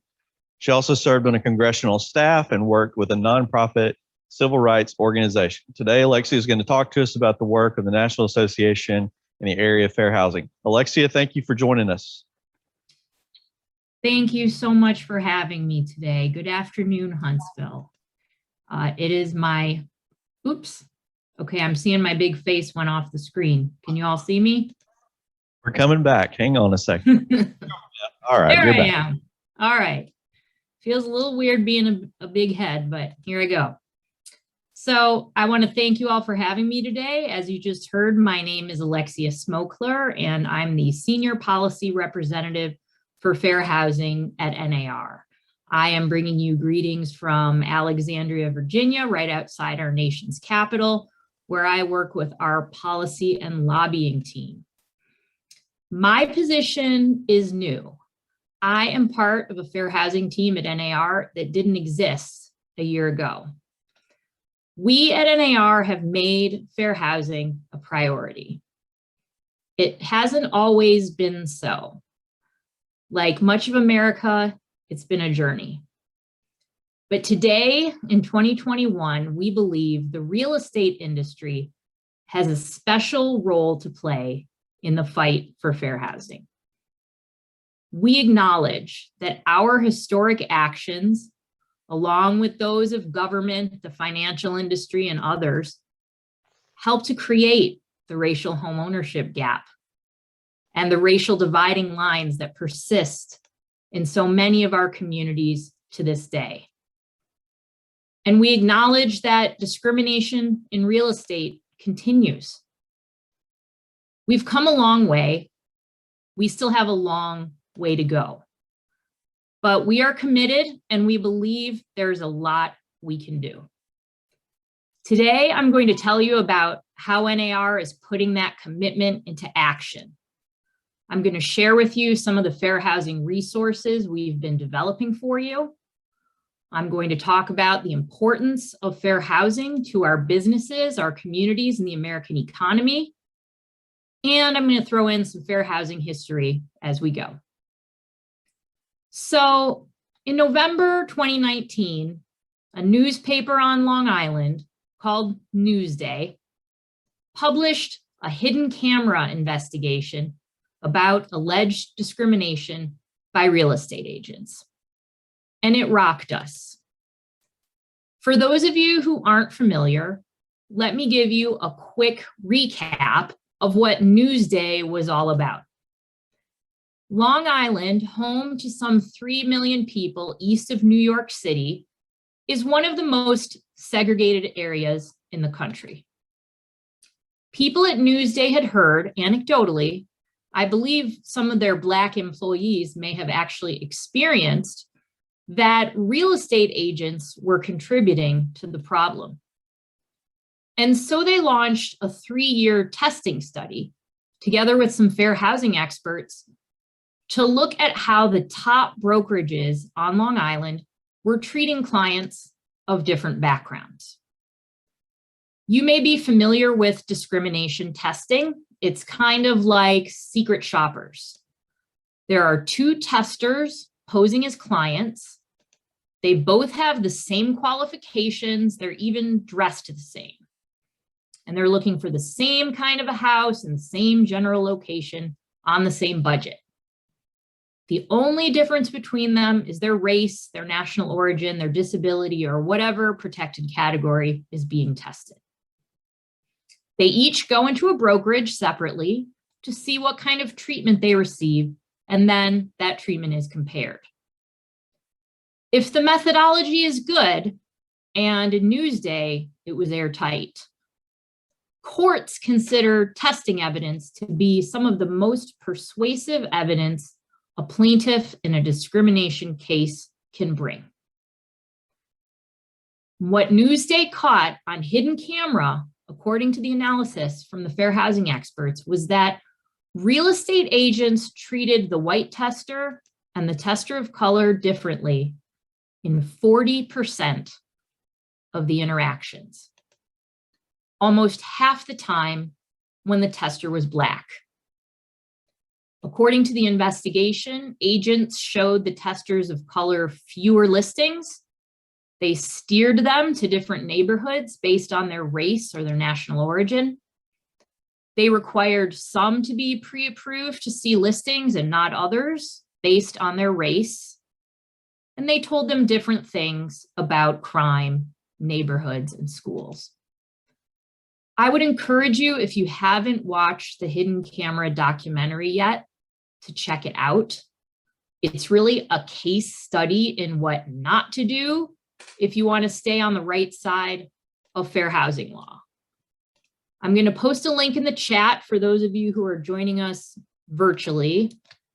And for the rest of you, I will provide links to your staff that they can share out with you later. And watch that chat box. There are a lot more links coming. Oh, I see it's popping up under my big head.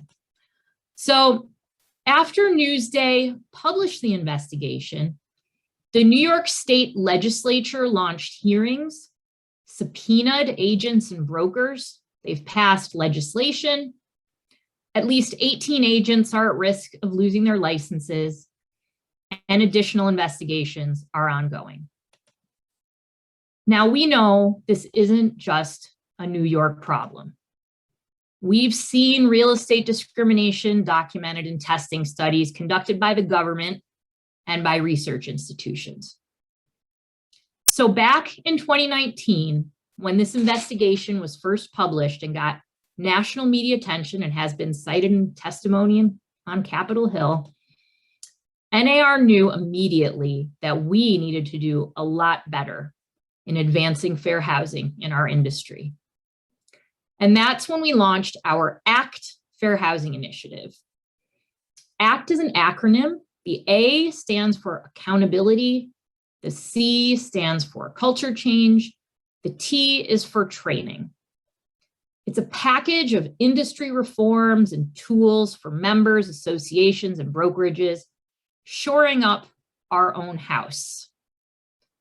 Part of it is to make sure we hold real estate professionals accountable when they violate fair housing laws, but also we want to shift hearts and minds so that equal service is something that is woven into the way we serve the public.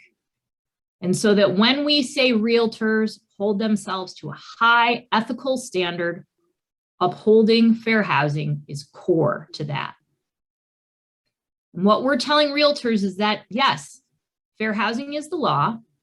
Yes, fair housing is your ethical commitment as a licensed professional and a member of this association. But also, making homeownership available to the broadest possible group of qualified buyers is good for your business. It's good for your community. And it's good for our economy. Nationwide homeownership growth over the last 10 years has been driven by Hispanic Americans. And it's predicted that homeownership growth over the next 20 years will be driven in large part by Latinos. We have to ensure that we are providing those consumers with equal professional service. And I'm posting another link with some data on those points. There are millions of qualified, mortgage-ready Black and Hispanic millennials who are ready and able to purchase a home, but they're renting or living with roommates or parents. That market is not being served, and that's an opportunity. The racial homeownership gap, a 30-point gap between Blacks and whites, it's actually larger today than it was in 1968, the year Congress passed the Fair Housing Act. And I'm posting another link for you right now. We know that the racial homeownership gap is a large contributor, if not the largest, to the racial wealth gap. Even though Black Americans earn about 60% of the income that white Americans earn, they own only about 12% of the wealth. Lost chances to build equity in homes going back generations because of historic discrimination that I'm going to talk about in a little while, means that people today can't necessarily rely on the sale of an existing home or on family support for a down payment, or to invest in a small business, or send a child to college. But it is essential to understand that the harms of discrimination and segregation, they aren't limited to just certain groups. They hurt all of us. When some people are held back from the benefits of home ownership, from building wealth, it stifles economic growth. It shrinks the size of the pie. And so we all get a smaller piece. Morgan Stanley, Citigroup, and the Fed have all published studies showing how discrimination shrinks the economy, keeps millions of qualified buyers out of homes, and limits job creation. And here's another link for you. So as we look to the future of our industry, our communities, and our larger American economy, let's remember, we all lose out when people are unfairly denied home ownership. That's why NAR is committed to confronting the barriers that keep qualified buyers out of homes and to redouble our efforts to provide equal service to all. So let's talk about what NAR is doing to advance homeownership in the neighborhood of choice for all qualified buyers, regardless of their background or their identity. ACT, an acronym. The A is for accountability. NAR is creating a self-testing program for brokerages who want to voluntarily test themselves for discrimination. This will allow a brokerage to uncover and address problems confidentially before a newspaper or a private fair housing group does. Also, on the accountability front, we've reviewed the real estate licensure laws of all 50 states. There is great variability among the states when it comes to fair housing education requirements and discipline for licensees who commit fair housing violations. We've developed a set of fair housing best practices for your state associations, and some states have already begun moving to strengthen their licensing laws. Now, the next two prongs of ACT, culture change and training, they work in tandem with each other. We're very excited about a new video series we've launched of Realtor fair housing champions who embrace fair housing as a part of their business strategy. We're calling it Being the Change. I'd like to share one of those short videos with you now. This is Courtney James of Durham, North Carolina, who is being the change. Oops, doesn't look like I can share my screen here, Sean.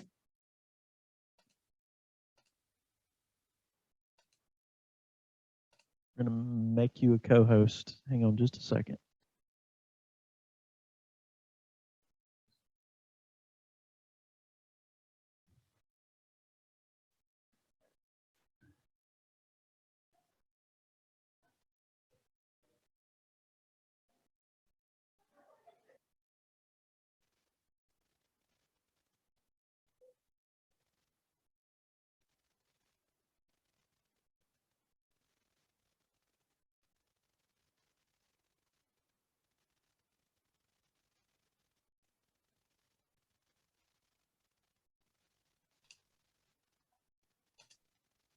That give her Back. sharing ability, Sean?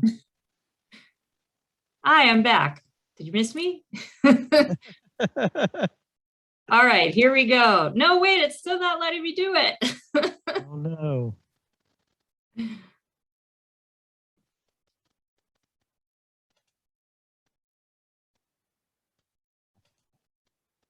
It's very weird. Technology's not cooperating with us today. All right, well, I can skip the screen sharing if you say so. Can you send us the link and we can send it out to everybody? I will. Okay. Let me post that in the chat box right now. Awesome. Oops, let me For go those back. for those of you in person, we're going to put together all the links and send that out to everybody. And please, I urge you to check out these videos. They are inspiring. And we're going to keep producing these videos, and we'll soon be announcing additional ways that will acknowledge realtors who are fair housing leaders to ensure that our industry culture is one that applauds and celebrates fair housing. We've also introduced new and innovative training opportunities for realtors. In June, we released a 50-minute training video on implicit bias in real estate, which is available on our website. And here is a link for you guys. So implicit bias is the way that our brains automatically and often without our awareness attribute stereotypes to people that we're not familiar with. We all do it. It's just the way our human brains work. It's a shortcut to help us categorize things quickly and make sense of all the information coming at us. But it can be a problem because a lot of those shortcuts are based on stereotypes about other groups that come from media and culture. They aren't true.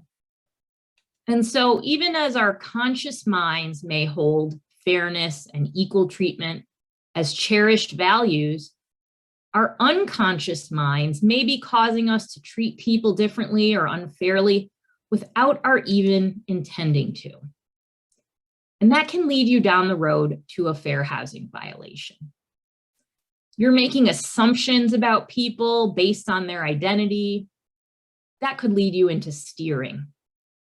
It could lead you into denying equal professional service. So we all need to be very careful that we aren't letting those mental shortcuts make bad decisions for us. Following up on that video, next year, we're going to be offering a 3-year classroom course on implicit bias that will qualify for CE credit. This will help members take a hard look at their own ideas about other groups and learn how to be more comfortable working with people across lines of difference. We've piloted that classroom training in 3 states this past summer, and we're now planning our nationwide rollout, which will begin early next year. The training is going to be offered by the Center for Realtor Development, formerly known as CSRE. So if your association is a licensed provider of CSRE content like At Home with Diversity, you can reach out to us to offer this training. Alexia, Yes. just so you know, our MLS requires implicit bias training as a part of our new member orientation now. So it's baked in to our orientation program for all new members. That was started this year. Got great reviews on that. That is wonderful, and I congratulate you for taking a big step forward. You're ahead of a lot of other MLSs in that regard.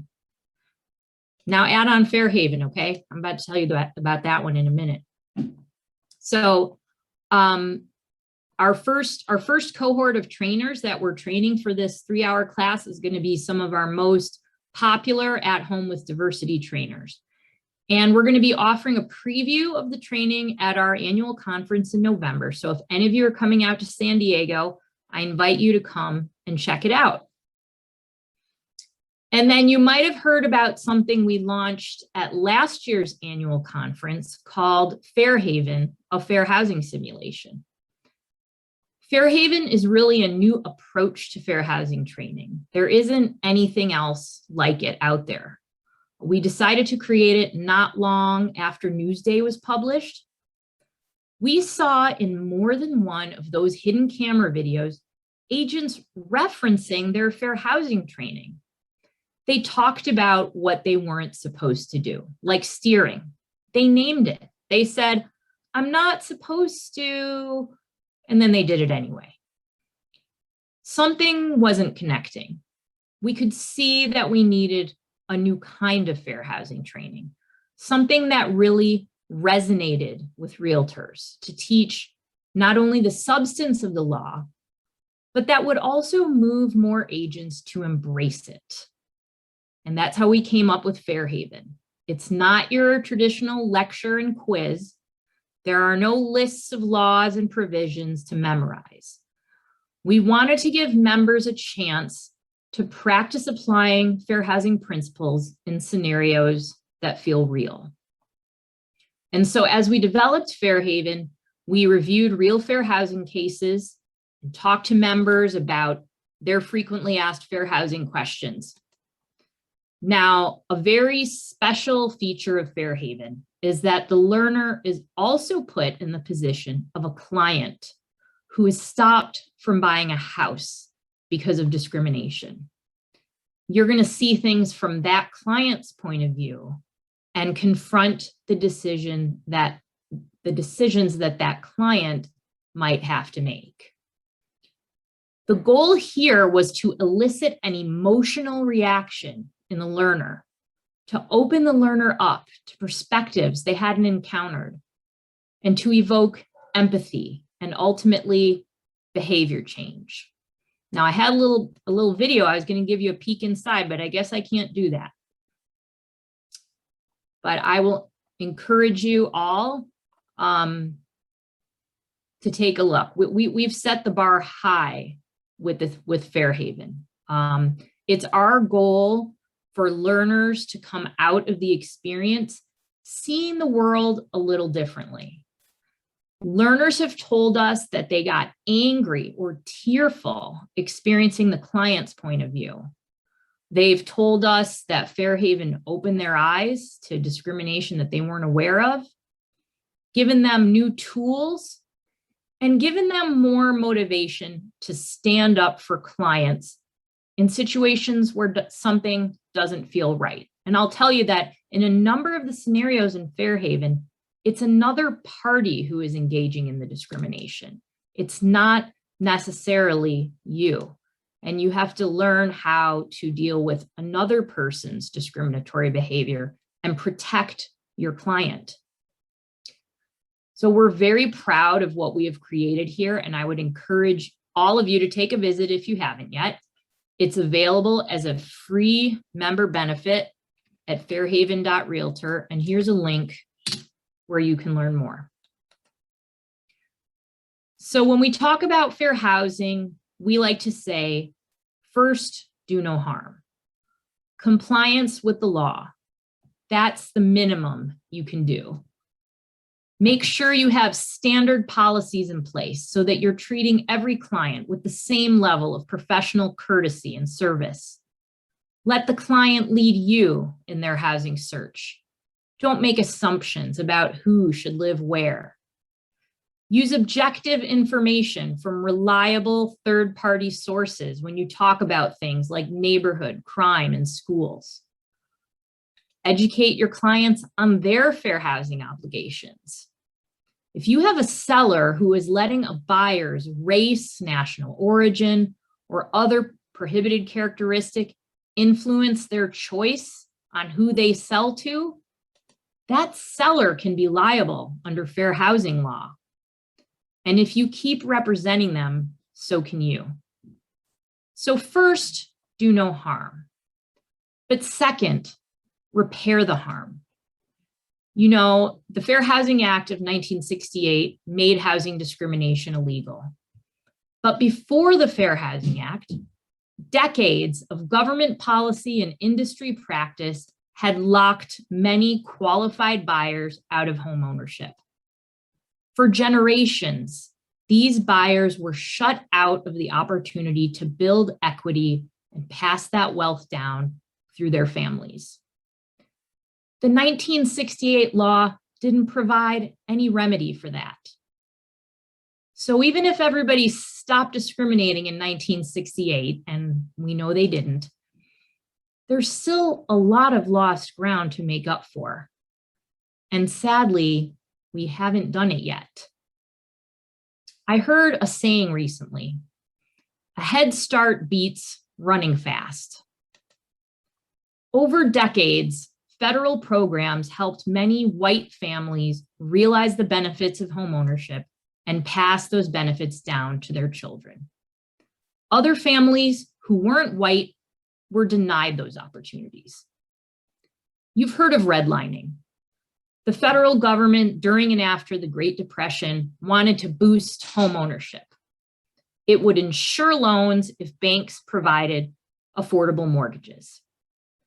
But under the federal program, banks were advised not to make loans in a neighborhood where a single Black person or immigrant lived, unless that person was a servant. Under that policy from the 1930s until almost 1970, 98% of FHA loans went to white borrowers and white neighborhoods. 1970, this isn't ancient history, folks. Some of those loans might have gone to the parents of folks in this meeting, while some other folks here, their parents couldn't get them. Again, after World War II, the federal government ensured the financing for developers to build the suburbs and paid for the highways to get to them so that the returning GIs and their families could buy affordable new homes. Those GIs' mortgages were backed by the federal government. That time after World War II, that was when America transitioned from a land that was majority renters to majority homeowners, thanks to those federal policies boosting homeownership. But those new developments all had racially restrictive covenants written into their deeds. It was required as a condition of the federal financing so that a Black veteran who had served his country couldn't move in. Only a handful of the 1 million Black World War II veterans received assistance to buy a home under the GI Bill. The Black veteran was sent back to the segregated neighborhood where banks wouldn't lend. If he could put together enough money to buy a house, its value didn't appreciate very much because our government and our society had decided not to invest in that community. Meanwhile, the cheap subsidized houses out in the new suburban developments appreciated quickly. My grandpa, David, came back from the European theater from liberating Paris and bought one.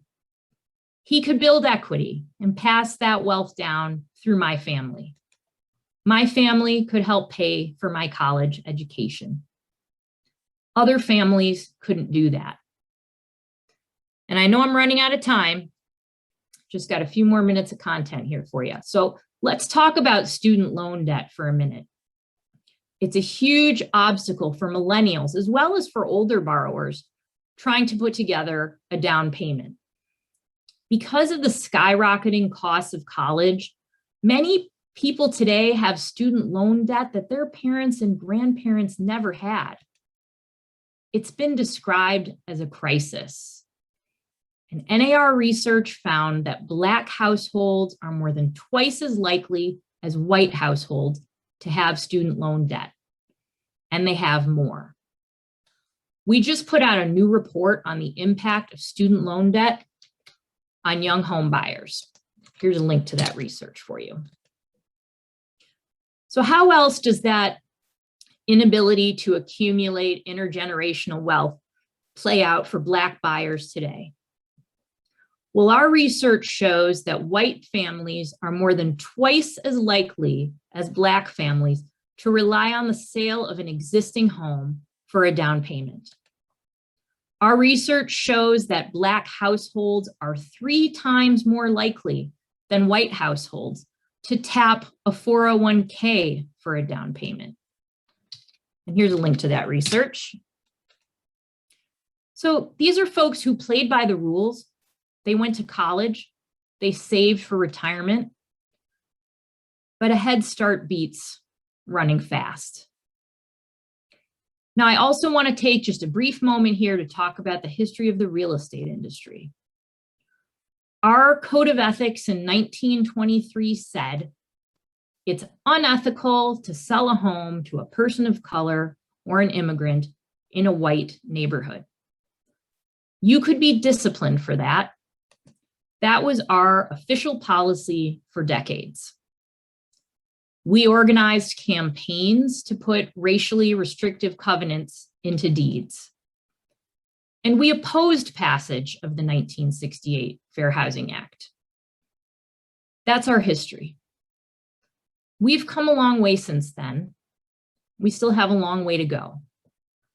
Here in Washington, we're advocating for policies to make homeownership more accessible to folks who are making up that lost ground. The policies we support would help a broad range of buyers who can afford the monthly payment but can't get over some of the initial hurdles.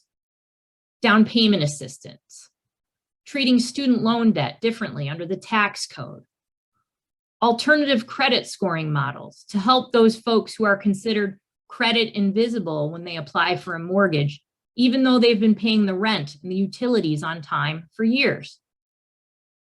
Expanding support for homeownership counseling to help turn a no into a not yet.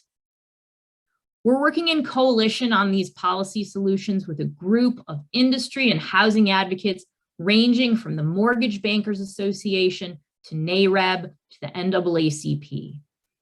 It's called the Black Homeownership Collaborative, and here's a link to its website and its 7-point plan to increase Black homeownership by 3 million by 2030, which would finally get the Black homeownership rate over 50%. So in closing, I would encourage you in your practice to think about how can you help make homeownership more accessible to those who are making up that lost ground. Can you help a first-generation home buyer? Can you reach into a neighborhood that's been historically disinvested? This is hard, necessary work that continues. And we plan to offer more resources in the near future to brokers and members who want to get more involved. And I hope some of those members might be in this meeting. And now, if we have time, I would be happy to take any questions. Anybody have any questions for Alexia? I don't know if there are any in the chat either.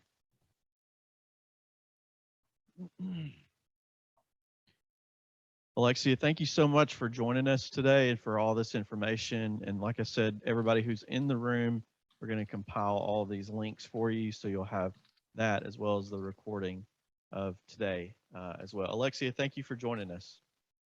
It is my privilege to be able to bring this information to you. I just posted my email in the chat. Anyone who has any questions, ideas, please feel free to reach out to me. Thank you all. Thank you so much. Bye-bye. Great opportunity as well to think about your RPAC investment as not only the work in fair housing that we're doing on the federal policy level, but all the other great things we're doing to lobby for the real estate industry. As Marilyn talked about this morning, the government's really interested in our business, so what better time to be an investor? We have information here on your table and this flyer about what's going on at the national, state, and local level, as well as the major investor levels for RPAC. And you can see Sean Majors in the back.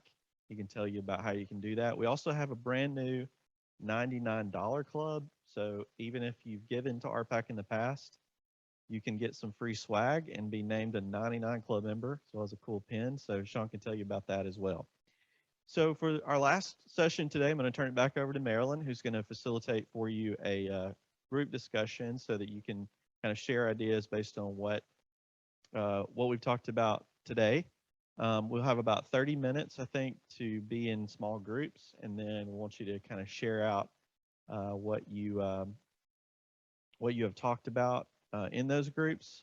Fair housing is a great subject, I think, for some of those groups. I know that was one of the most requested topics for this summit today. So, Marilyn, you want to give us some other ideas about that? For those of you online, are we able to mute so they can come in and talk to each other, that we don't hear them in the room, or?